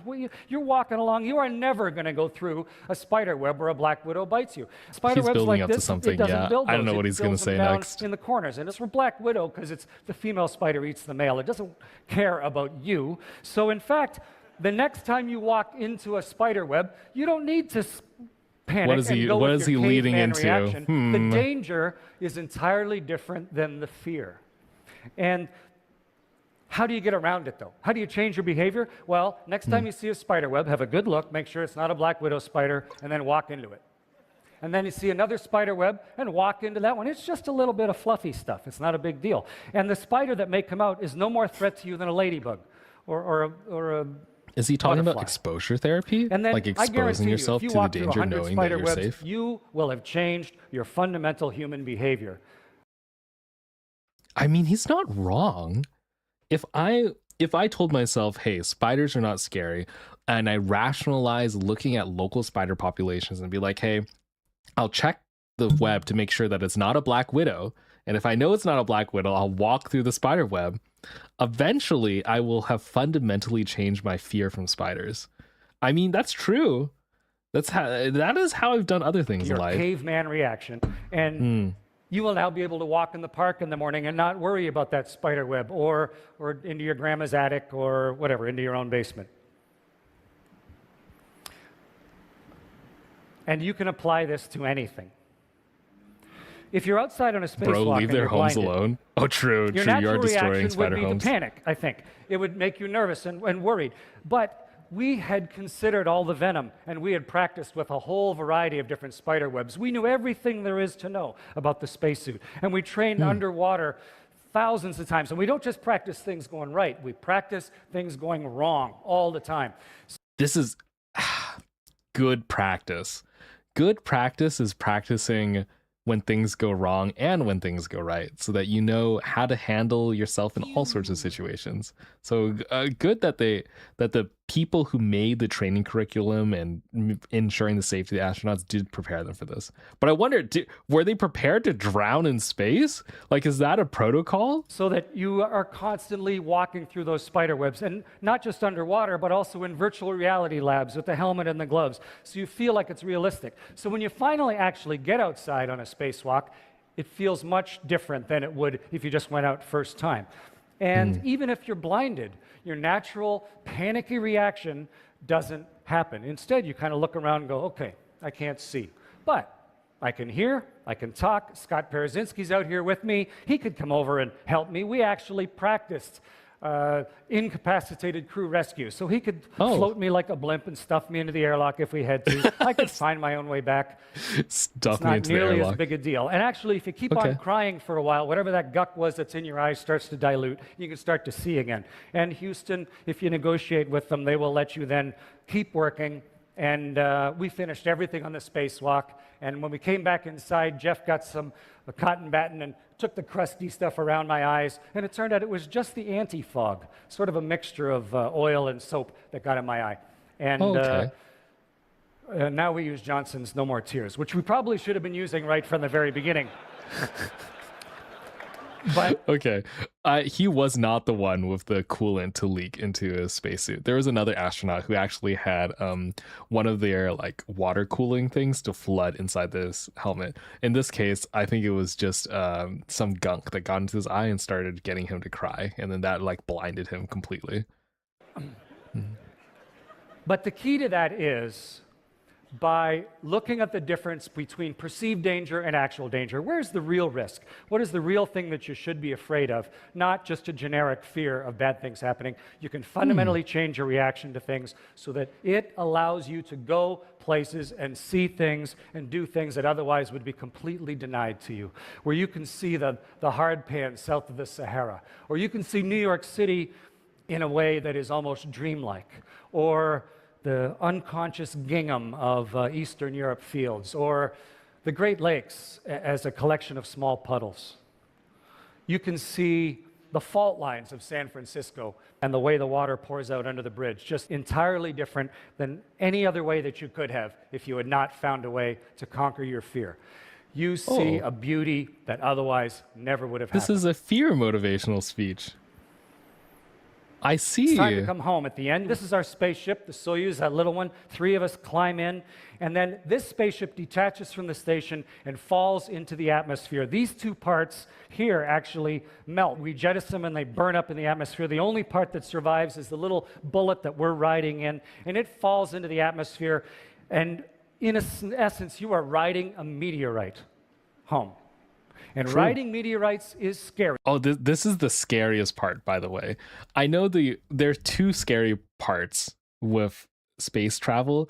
The first is fueling an initial rocket takeoff, and the second is landing. Those are the 2 riskiest parts for any space flight, and I would say landing is actually significantly riskier. So even after you've had all those sights, all those like amazing things, conquering your fears in space, you still have to conquer your fears to get back on Earth. And it ought to be. They talk about the Soyuz and Dr. Stone. Oh man, I love Dr. Stone so much. I've been watching the new season. I love it. Favorite anime. Well, I don't know if it's favorite, but it's definitely top 3 for sure. But instead of riding into the atmosphere, just screaming like you would if suddenly you found yourself riding a meteorite back to Earth, instead, 20 years previously, we had started studying Russian. And then once you learned Russian, then we learned orbital mechanics in Russian. And then we learned vehicle control theory. He's fluent in Russian? What? Today I learned that astronauts learn orbital mechanics, or I guess back in the day, they learned orbital mechanics in Russian.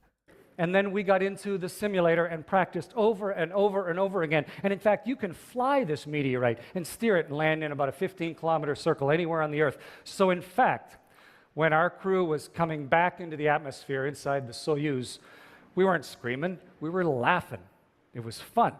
And 'Cause they when the practiced great so big much. parachute I see. opened, we knew that if it didn't open, there's a second parachute, and it runs on a nice little clockwork mechanism. So we came back, we came thundering back to Earth, and this is what it looked like to land in a Soyuz in Kazakhstan. And you can see one of those search and recovery helicopters. Once again, that helicopter part of a dozen such Russian Mi-8 helicopters. Ooh, that was a big. That was a big touchdown. 3:14 and 48 seconds. AM. They. I feel bad that they touched down on ground. I would have much rather touched down in the water, but okay. Central Time. And you roll to a stop as if someone threw your spaceship at the ground, and it tumbles end over end. But you're ready. Hi, I'm new here. You roll to a stop? That's awful. What do you mean? You're in that little tin can looking thing? Like this thing? And you land and get thrown around? Oh my. Yeah. I think the Artemis landing looks like downright dandy in comparison. Oh, thank you, Uncle Bill. Yes, many of the ISS era astronauts had to learn Russian because it was required for anything that launched from the Soyuz. Mainly because you have to communicate with Russian cosmonauts and a lot of their equipment. And also, in this case, you're landing very close to Russia. Seat belts, it tumbles Jeez. end over end, but you're ready for it. You're in a custom-built seat. You know how the shock absorber works. And then eventually the Russians reach in, drag you out, plunk you into a chair, and you can now look. What? They're in an open field. They're still wearing their suits. Probably shit themselves inside the suits, and they're sitting on lawn chairs with little blankies.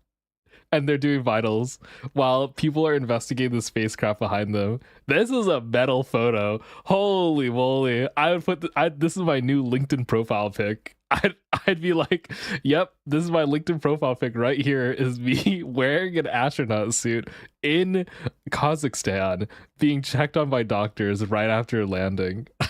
Look back at what was an incredible experience. You have taken the dream. This guy's flexing.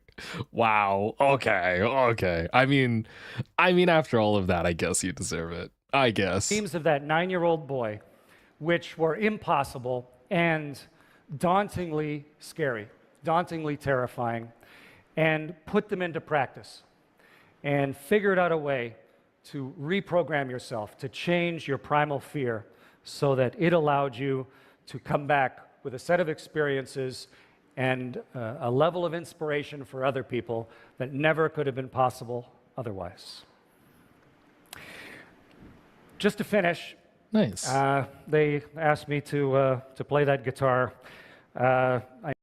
Did anyone else's stream stop? Wait, hold on for a second. Did you guys is YouTube okay? Is YouTube okay? Hold on. Let me refresh here. I think YouTube is struggling. Pew.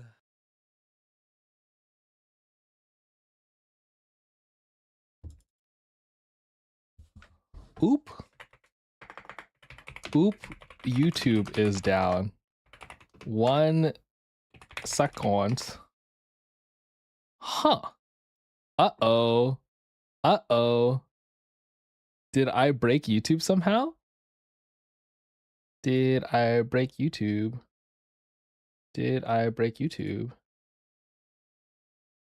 get bonked for content violation? Interesting.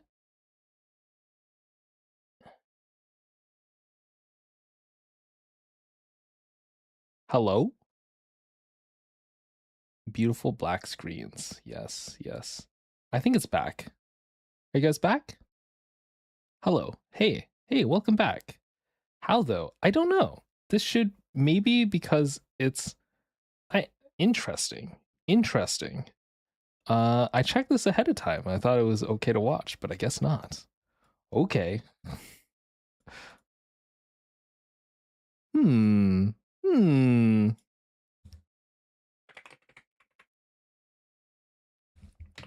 I think if you refresh, it should be good. It's because I'm watching a video on stream. Yeah, I think so. But do you get banned by Fred? Possibly. YouTube might be upset that I'm watching a TED talk on stream.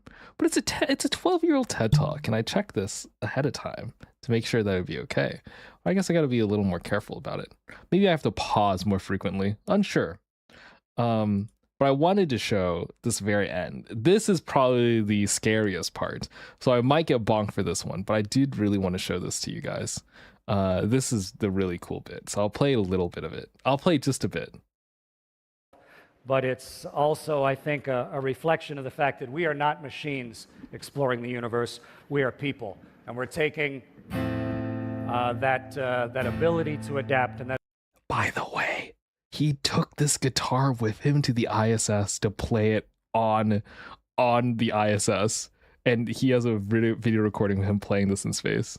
Ability to understand and the ability to take our own self-perception into a new place. Come on. Is that not cool? This is Major Tom to ground control. I've left forevermore. That's so sweet, right? Come on. And I'm floating in a most peculiar way. An astronaut singing ground control to Major Tom? The stars look very different today. Anyway. Amazing. Yeah, it's this one. For here am I floating again. A last glimpse of the world. Planet Earth is blue, and there's so much left to do. Okay. I got bonked!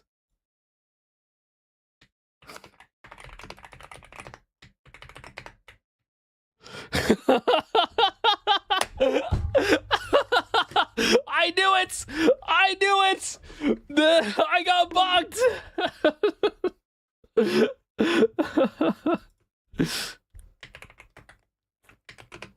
It's okay. It was worth it.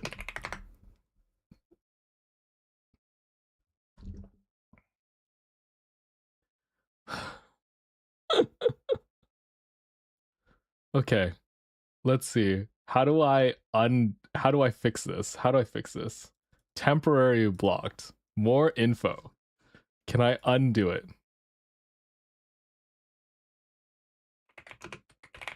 The live stream might come back in like 2 minutes. Sorry. Bald? No, don't bald me.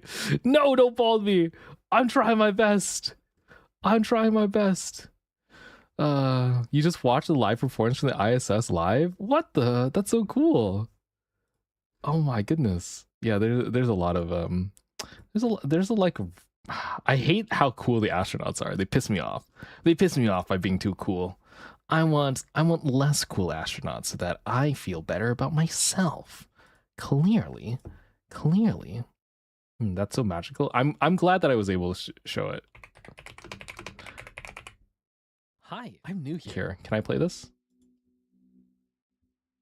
Pew. Pew.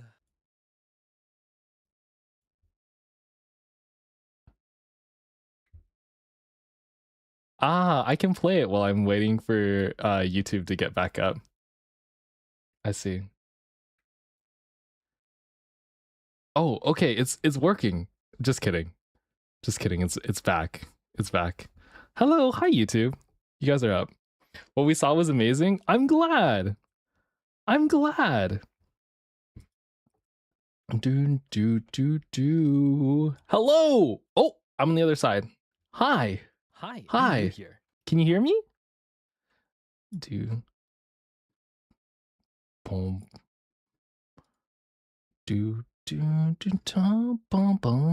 Bum. Hello, welcome back. Hi guys. Yay, you can hear me. Nice. How are you? I hope you enjoyed the little videos thing.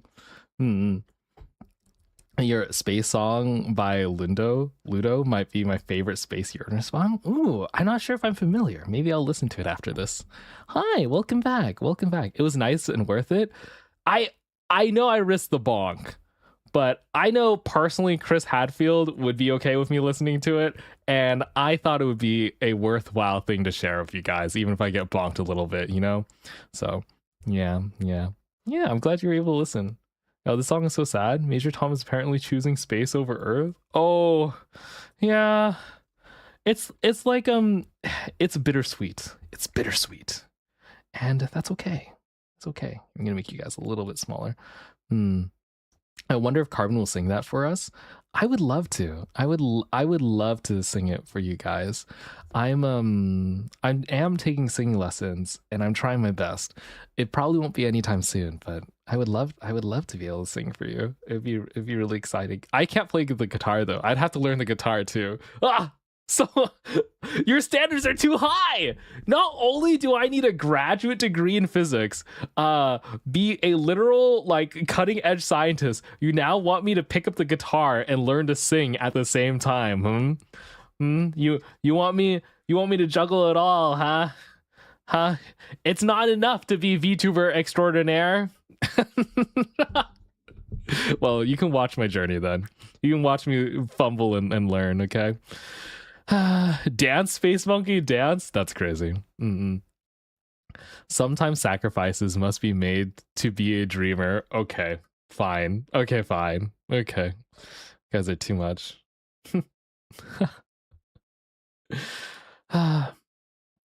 Work ethic of a K-pop idol. Kind of true. Oh, actually, a big plan of mine is I'm gonna revive the clip channel. So I have, like, for those of you who don't know, I do have a clip channel. I'll probably link it and make a YouTube post about it and talk about it on the Discord a little bit later. But I'm trying to get a bunch of clips up. So hopefully I can do like daily stream clips. I think that'd be really fun to do. It just requires a lot of work.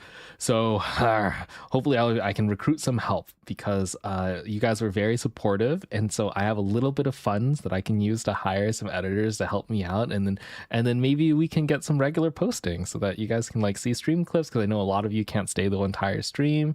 Some of you can't even make it because of time zone differences, but hopefully stuff will be out there for you. Yeah. No singing teaser though. No singing teaser. I won't sing until I'm perfect. I won't sing until I'm amazingly perfect. Okay. No. Please, no.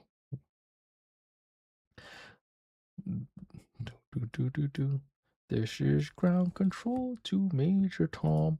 Dun, dun, na, na, na, na. Bum, bum, bum, bum, bum, bum, bum, bum, dun, dun. Okay. I'm setting up a little music for us. Hold on. Dun, do, do, do, do, do, do, do, do. Okay, YouTube should hear music now. Just a little bit. There we go. Ashes to Ashes by David Bowie would be a good song for you. I was asking some friends for song recommendations based on my voice, so I don't know. We'll see. It's like I got a lot to learn, right? You won't blink on? Okay, I'll definitely get struck for blink on, okay? Like, come on. Try not to bonk me too much, alright? Cut me some slack, please. Please, not the alien stage. All right. We still have some time. That was a good video to watch. Do we want to do one more? What other things do I have? Hey, alien stage. I don't know. People do alien stage reacts. I wonder if they're like if you can watch those. Unsure. Covers are transformative, aren't they? They shouldn't bonk you. I don't know. It's a gray area. It's definitely a gray area where it's like, maybe you can, maybe you can't.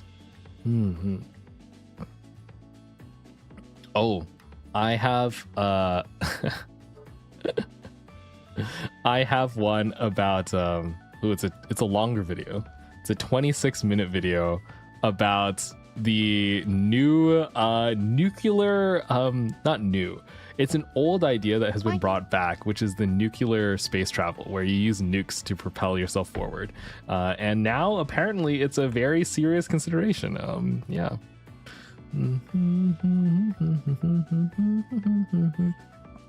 Yes, we don't want Fred to bonk you. Thank you. Thank you for protecting me from Fred. Do we do this? I'm thinking. You guys get this stuff live, so a lot of it I'm figuring out myself. I'm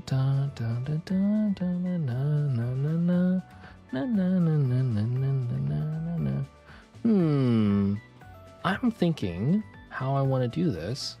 I guess, should we mix it up? We could do a different space video. You want to do a different space video? We could do another a different science video. It doesn't have to be rockets. We just did a lot of rockets, you know?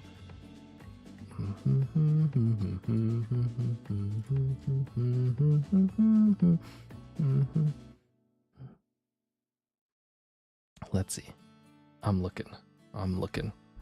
Trying to see what we want to do. Can you do different science? Yeah, that's what I'm thinking. I'm thinking a different science would be a nice mix-up. We already did some space stuff. Is there any other fun science videos that I have? Let me look at my saved. I usually save a couple for you.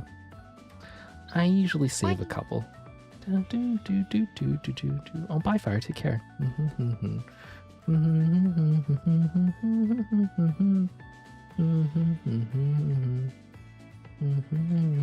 Ooh, you know what? I love Cleo Abrams. I wonder if they have like a nice video.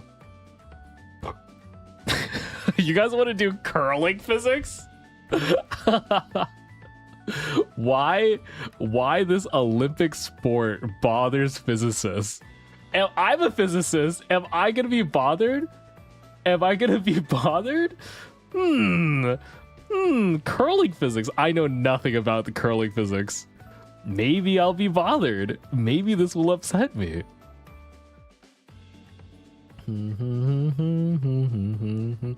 This video is called "Why This Olympic Sport Bothers Physicists."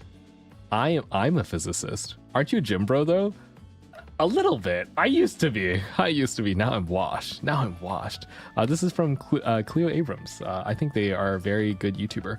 I will say though, okay, this is my criticism. I was looking into how really awesome science YouTubers like this get started, okay? And I was like, how do you afford to quit your job and like do really high quality YouTube videos like this and pay for editors and then like travel to all these places and get a ton of like additional resources and cool people to meet? Cleo did an interview with Mark Zuckerberg for like one of her first podcasts. And I was just like, how's that possible? You know? Her husband is a billionaire. I was like, I see. So, if any of you are billionaires and are thinking about, you would like a male wife, astronaut enthusiast who would travel around and make YouTube videos about science stuff. Like, I'm just saying, you have my business email. You can send me a business email and be like, hey, I'll sponsor you. All right, it's time to attempt this. I will say that I don't want to discredit her too much. She is a very good content creator, like probably one of the best. So, but I try to feel a little bit better about myself because I'm like, sometimes it takes a little bit of time to like build up the resources in order to do cool projects like this. Like this one, this is a very high quality edited video. So I haven't seen all of it. I've just seen like the first 2 minute. So let's go watch the whole thing together. Yes. Okay. Will I be bothered? Boom, boom, boom, boom, boom, boom, boom. Let's find out. Ready? I'm about to take you to the Olympic trials with NBC and YouTube. Every 4 years, people lose their minds over one Olympic sport. They're making fun of it, and I find that so frustrating because the more I learned about this sport, the more obsessed I got. And I realized that she's a fan. Okay. All of these people making fun, they're getting this totally wrong. The sport I'm talking about is curling. It turns out that curling is the most fascinating Olympic sport by far. The deeper I went, the crazier this got. That's a claim. That's a so huge claim. And special. They all have to come from one tiny island to a tech doping scandal nobody wants to talk about. It's a game. Broomgate? There's a Wow, this shit goes deep. With strategy so complicated, it's called chess on ice. Wow, one shot. And a physics mystery that's gone unsolved for over a century that might one day help us build robots for space. And that's just the start. Trust I'm me, hooked. You don't know I'm enough hooked. About curling. Tell me I'm gonna take Tell you me. onto the Hello, ice to Shambles. show Hello, you welcome what in. everyone's missing and We're why learning about curling today. is the Olympic sport that you should be watching. Let's go. I'm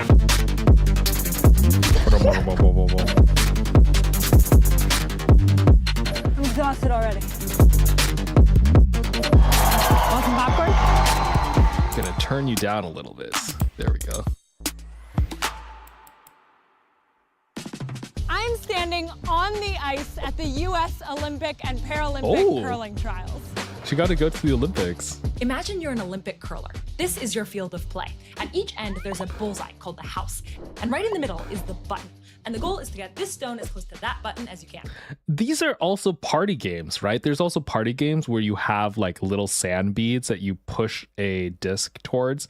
I didn't realize that this is like curling. I guess you have your own little mop and you're like melting the ice ahead of it and reducing the friction to steer it. You start here. It's called cornhole. You need to release okay. the stone before you reach here.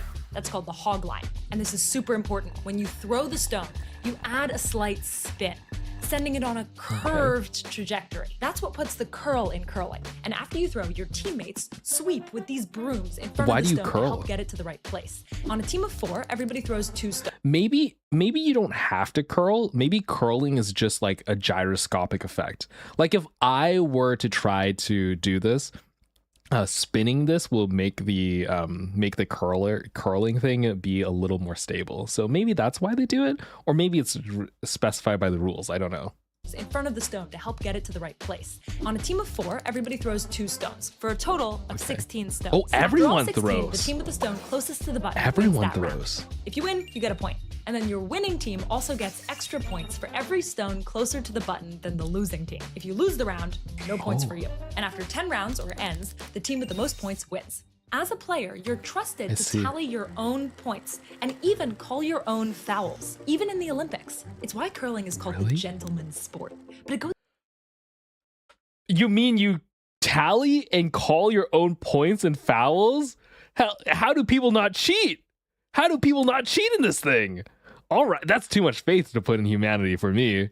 All right, honor system, I guess. Okay. It goes even further than that. You always shake hands with the other team. You must compliment each other's shots. I'm serious, it's amazing. And at the end, winners buy beers? What is this sport? I'm down. I suck at it, so I'm gonna get beer all day. Hello? Hey yo, new Carbonaut hobby? I guess it requires gravity though, so I don't know. Maybe we'll have limited success. the teams meet up and the winners always buy the first round of beers. You can already see why I fell in love with this sport. And I'm just getting started. Wait till you hear about the stone and the brooms, because they are so much more fascinating than they look. Are they specialized? How so? Look at this thing. Almost 20 kilograms of granite. Every single Olympic curling stone is made by one little Scottish company that's been making curling stones for over 170 years. And they There's a all monopoly? have to be quarried from this island right here, which is special because of its very unique chemistry. There's a curling stone monopoly. All right. 60 million years ago, deep underground, an eruption released magma that never reached the surface, creating what's known as a granite plug. That magma cooled, and over millions of years, the surrounding land eroded away, leaving behind the island that we see today. It's a magma island. But the weird thing about Ailsa Craig is its chemical composition. Specifically, it's very low in aluminum, which led to uncommon minerals appearing in the granite. And that, likely paired with the rate that it cooled, resulted in a very fine textured stone with a very tight molecular structure, which makes the stones super water and crack resistant. That's also why a single stone can cost over $600. Okay, I don't know if we can afford curling anymore. Also, Sundrop, hello, welcome in. Thank you for the follow. Welcome to the space station. We're currently learning about curling irons. We were doing a bunch of space physics before, and we're taking a break. Watching a video about how this Olympic sport bothers physicists. And currently I am bothered. Currently I am bothered by the price of this curling stone. And a full set of 16 can cost $9,600. And the bottom of each stone isn't a VTuber flat. model. It's concave with a textured ring. That's the only part of the rock that's actually ever touching the ice. It's called a running band. So these stones are designed to glide perfectly, but you still have to throw it. And I can hear what you're thinking. How hard can that really be? Yeah, it's on ice, right? Exactly. That was good. Oh my God, that's so hard. Nope. Is she trying to throw it? But being able to slide and release the stone was just the start. You also gotta add that. Oh, she's trying to slide forward and then stop sliding and let the stone go, and then it's supposed to continue. Curl. There's so many things to think about right now. Yeah. Okay. And I'm just trying to throw it. I'm not even considering exactly where it should land. The goal of every shot isn't just to get it as close to the button as possible. There's a lot of strategy involved. If a stone cleanly makes it to the house, that's a draw, and it means they're looking to score points. If a stone knocks another out of play, that's a takeout. It's an offensive play to prevent. You can knock each other's curling stones? Oh, this is aggressive. So even if you get yours right in the center, someone can just like slam into it and immediately claim the center position and kick yours out. I see. Okay, I understand why this is like the chess of ice. Okay, I get it. Prevent the other team from scoring or to get them out of the way. And if a stone stops just short of the house, that's a guard. It's to protect another well-placed stone. It gets... Oh, so you have like a good spot from one of your teammates, and then another teammate will block your good shot with their bad shot. Oh, this is messy. This is too complicated. There's too much strategy here. Oh, and there's so many shots too, and it's 2 shots per player, and then like the turn order. It's okay. And stops just short of the house. That's a guard. It's to protect another well-placed stone. It gets complicated, and this is why curling is sometimes called chess on ice. Gotta be thin. It's close. 1, 2, 3. That's amazing shot. Bang! Oh, what a shot! That's the best shot I've ever seen in my life. And all this strategy is planned and led by the team's captain, the skip. And how do you know which one's the skip? He's the one that's yelling his head off at us. So the skip, what he's doing is he's giving us all the strategy at the other end, and he's giving us a target to throw at. There you go. I see. So there's like a coach essentially that's yelling at them. So the actual curlers themselves aren't thinking. They are just but pawns on the board, and there's someone who is organizing the general strategy and is being like, freaking throw up a guard right now. You're going too far. Slow down. I see. Yeah, I'm looking forward to the broom There's explanation a chance as well. that's getting all the way down. Someone would have to sweep it. How do they not think? I guess they're just focused on aiming, right? Like, it looks a little funny. Oh, When here's the NBC sweeping. and YouTube asked what sport I wanted to focus on for this Olympics partnership, I immediately said curling. Because look at it. But this is actually very unique. This is the only Olympic sport where players can manipulate the game object after it's thrown. The goal of sweeping is to get the stone to go where you want, but they do that by changing the ice. Because this isn't like any other ice you've ever seen. Get down with me here and look at this ice. It's different ice? It's not smooth. You see those bumps? That's intentional. This ice is totally different from ice for ice hockey or figure skating. They're professional ice The ice is different? who spray purified water, let it freeze, and then shave it down to get this very specific texture. What was that spraying technique? It's called pebbling. If you try to slide a stone on flat ice, intentional. This ice is totally Wait, different I want to from see that ice for spraying ice again. hockey or figure skating. They're professional ice technicians who What is this? Is this a professional ice technician spraying water in a way that droplets form and then they shave off the top? spray purified water, let it freeze, and then shave it down to get this very specific texture. It's called pebbling. if you try to slide a stone on flat ice, it won't go very far. So the pebble gives it a smaller surface area to ride on, so it'll go further and smoother. So when curlers are sweeping and smoother, surface area to ride on. I see. There's less surface area interaction with the curling stone, so it will go further. And they have the full little graph too. Okay. So it'll go further and smoother. So when curlers are sweeping, they're trying to change the ice to do one of two things. The first is make the stone go farther. All of this very aggressive sweeping slightly melts the pebbles on top of the ice, creating a thin layer of water for the stones to slide over. And because stone on water has less friction than stone on ice, the stone slides farther and straighter, up to 3 meters farther. But actually doing this is, I now know, really hard. First, you have to keep up with the stone. There you go. Oh, so you don't want to throw it too And then fast. You have to put like all of your weight onto the broom. Because you wanted to get it to a point where, and we don't have to try this on the ice, but where you can actually like stand. And then you have to move it back and forth so this fast. is an it's Olympic melting sport. Ice. Oh, you do have to be fit for this. And the thing is, they're not just melting the ice. You're actually kind of putting like divots into the ice. Super tiny scratches that can influence how the stone curls. And it only Oh, takes they're like one little person sweeping to make a guardrails. big difference. Sweeping with the curl of the stone will make it curl more, while sweeping the other way will make it curl less. I So when you're watching see. the Olympics, if you see 2 people sweeping, that's probably because they're trying to make it go farther. And if you see 1 person sweeping, it's probably because they're trying to influence the direction. So sweeping matters, which means the brooms that they sweep with matter a lot too. So much so that in 2015, this broom started a massive scandal. It's just simply not fair. Dramatically changing the game. Is it a better broom? This is one sports. Performance enhancing brooms. Okay. I love sports and like the intersection between sports and the science nerdy stuff, because you always get weird shenanigans like this. Like someone makes a better broom, or just like in skiing when someone made fluoride coated wax to make your skis go further, or running where they have like metal pads that go inside your shoes to make you run further. This is okay.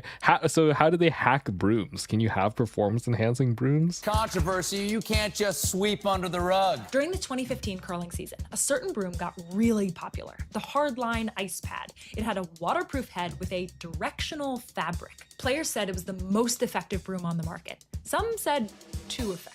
Brooms continue to be a percolating controversy here at the Masters. So many of the players agreed to turn the pad inside out as a courtesy. Again, the gentleman's sport. But then another company released Turn an it even inside more out? effective broom. The head of this broom was super coarse. Players started comparing these new brooms to joysticks, and they hated it. It was like damaging the ice surface too much, and you could literally throw it horrible and your sweepers would make the shot for you. Which is a problem because it threw. They're complaining about aim assist. You know what this reminds me of? This is like the controller versus keyboard and mouse controversy for FPS shooter games. It's like how there's automatic aim assist for controller players when you're like playing video games, and keyboard and mouse players getting upset because like there's too much aim assist. It doesn't even feel like I'm playing the game anymore. I feel like I feel like it's auto hacks, like headshot hacks. And now these curlers are like, yeah, I don't like using this new broom because it makes it too easy. It feels like I'm controlling the curling stone like a joystick. That is literally what the console versus PC players say. Okay. Sounds like the F1. He's cheating because he made a technological advancement.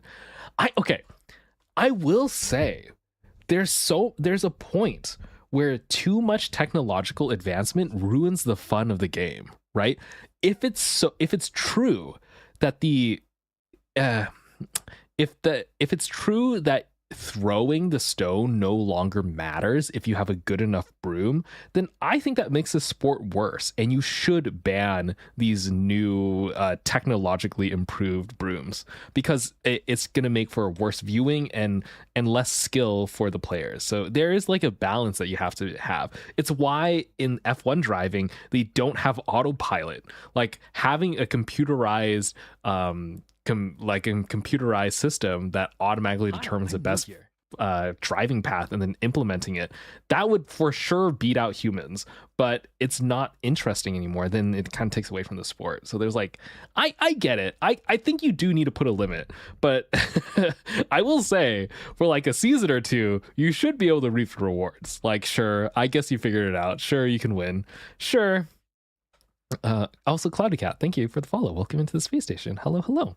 Course. Players started comparing these new brooms to joysticks, and they hated it. It was like damaging the ice surface too much, and you could literally throw it horrible, and your sweepers would make the shot for you. Which is a problem because it threw off the balance of the game. Sweeping is supposed to enhance the shot, not steer the stone entirely. And it essentially took like the shooting skill out of the game. It caused such a huge controversy that 22 teams signed an agreement not to use these directional fabrics. I guess it really is the gentleman's sport. I can't imagine any other sport where people just all agree not to use an advantage because it makes the sport worse. Like, could you imagine that happening in basketball?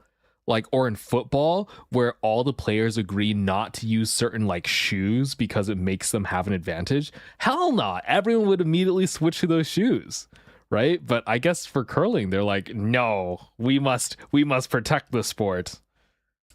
Even though there were no rules about the heads of brooms at the time, they just agreed that it wasn't sportsmanly. But in under a year, the World Curling Federation stepped in, testing over 50 types of brooms and creating the first set of regulations that made these brooms illegal. They put you in jail right away. Sweeping LSA should make a good shot great. I mean, it's nice that they banned it. Good. But it shouldn't take a bad throw to make it good. This is our current version that we have now. So the handle is carbon fiber, and then inside of this is basically just a piece of foam and a couple pieces of plastic. And every single broom head that we use in like competitive curling is all coming from this same yellow fabric. And the balance of sweeping and throwing was restored. But hold on a minute. Did you see that? Something weird just happened there. Play that back. You see that? The stone curls in the same direction that it spins. That's weird. Typically, if you take an object like this and move it forward, oh, it is. If you spin it one direction, it'll move the other direction.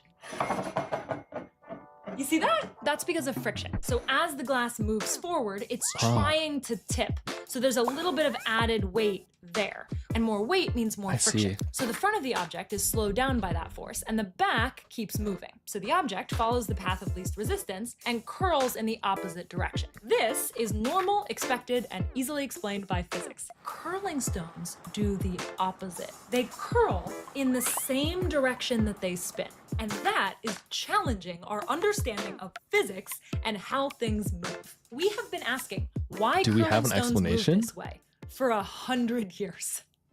That's bothering me now. Okay, now I'm bothered. Now I'm upset. Think I don't have a new addition to the Olympics. I don't have an explanation for that. It is the most Olympic sport, and I will die on this pebbled, icy Okay, she hill. really loves curling. Sorry.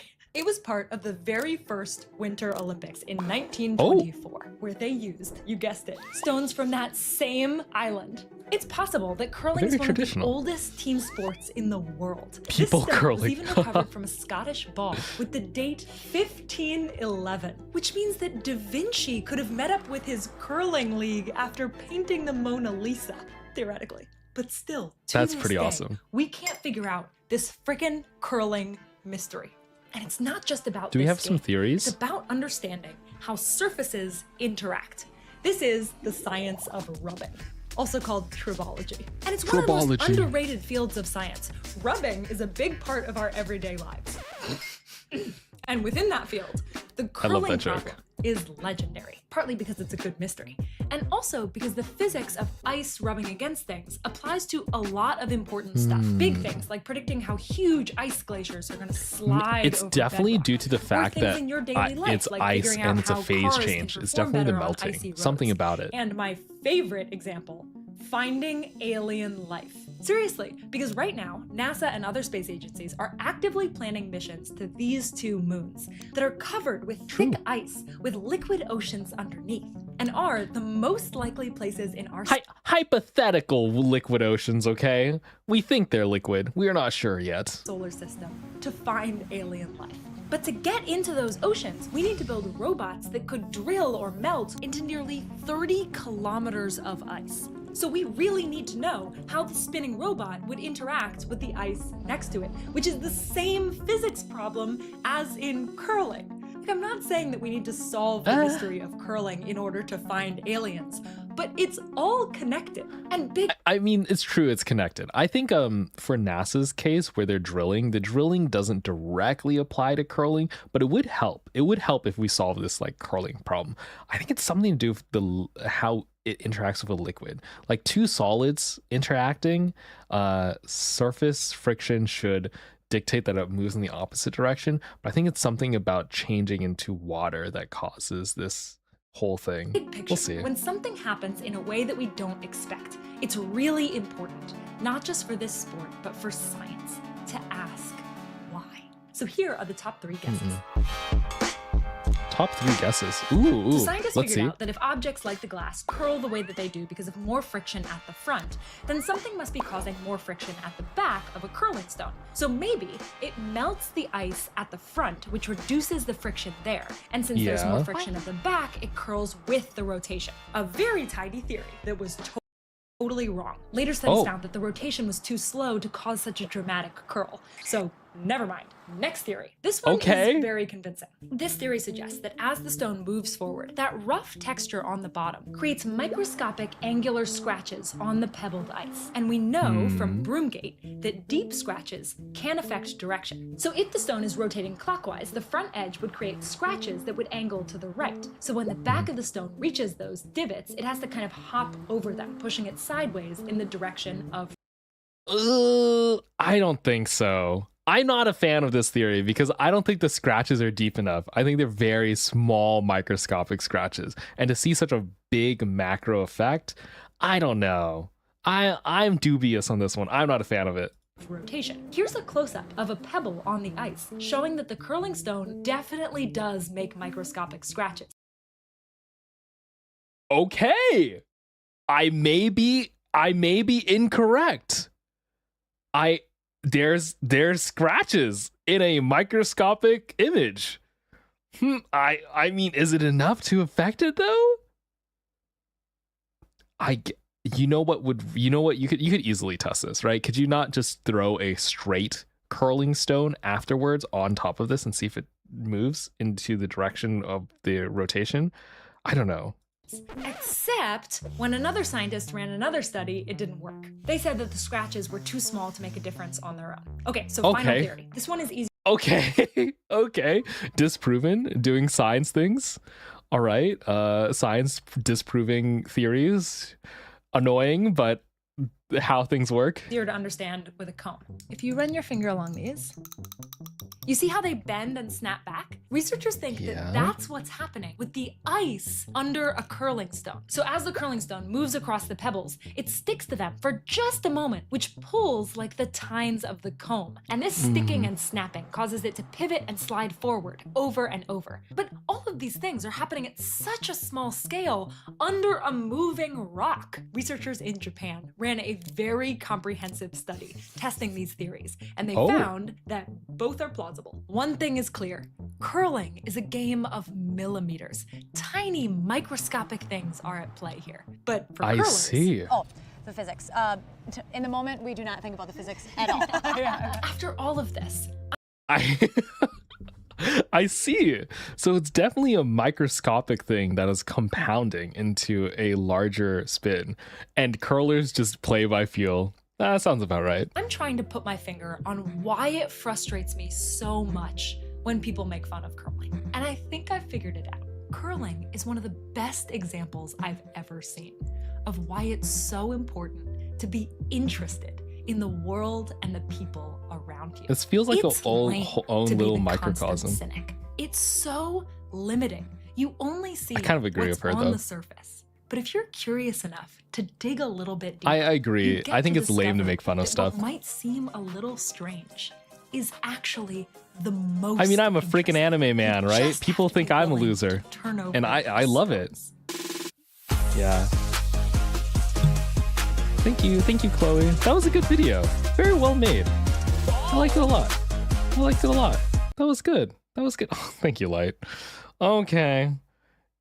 It was a good one. It made me. I learned a lot about curling. I did not expect to know that much or see a sport that deep. And they're way more gentlemanly than I expected. Like they have way too much faith in one another. Crazy. That was a fun video. I'm glad I watched it.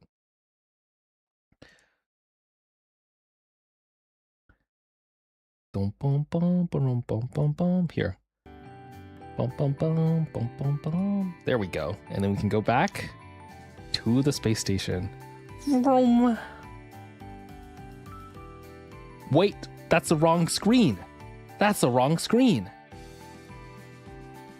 It's this one. Hello. Hi.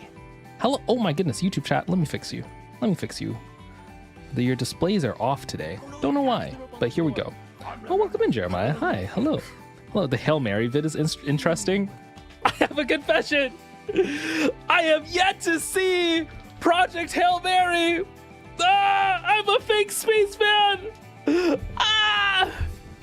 At this point, I might as well wait for it to come out to streaming and watch it at home with you guys. Maybe I'll watch it for the first time together with you. Okay, dang, it's been a while. I know. Same, I haven't seen it. Maybe I'll do like a watch along. I think that'd be fun. Maybe I think that'd be nice. It's okay. My sister watched it. She said she loved it. A lot of people loved it. I think the ratings are very good for that movie. I really want to watch it. Okay, I'm trying to. And Nesha, thank you for the sub. Thank you for the Prime sub. I very much appreciate it. Thank you. It's a bit of a rush compared to the book. I mean, aren't they always? Stuff that's like compared to the book. There are like the books are always they always zoom through compared to the longer form books. Though I also have to read. There's a lot of books I need to read. So much to catch up on.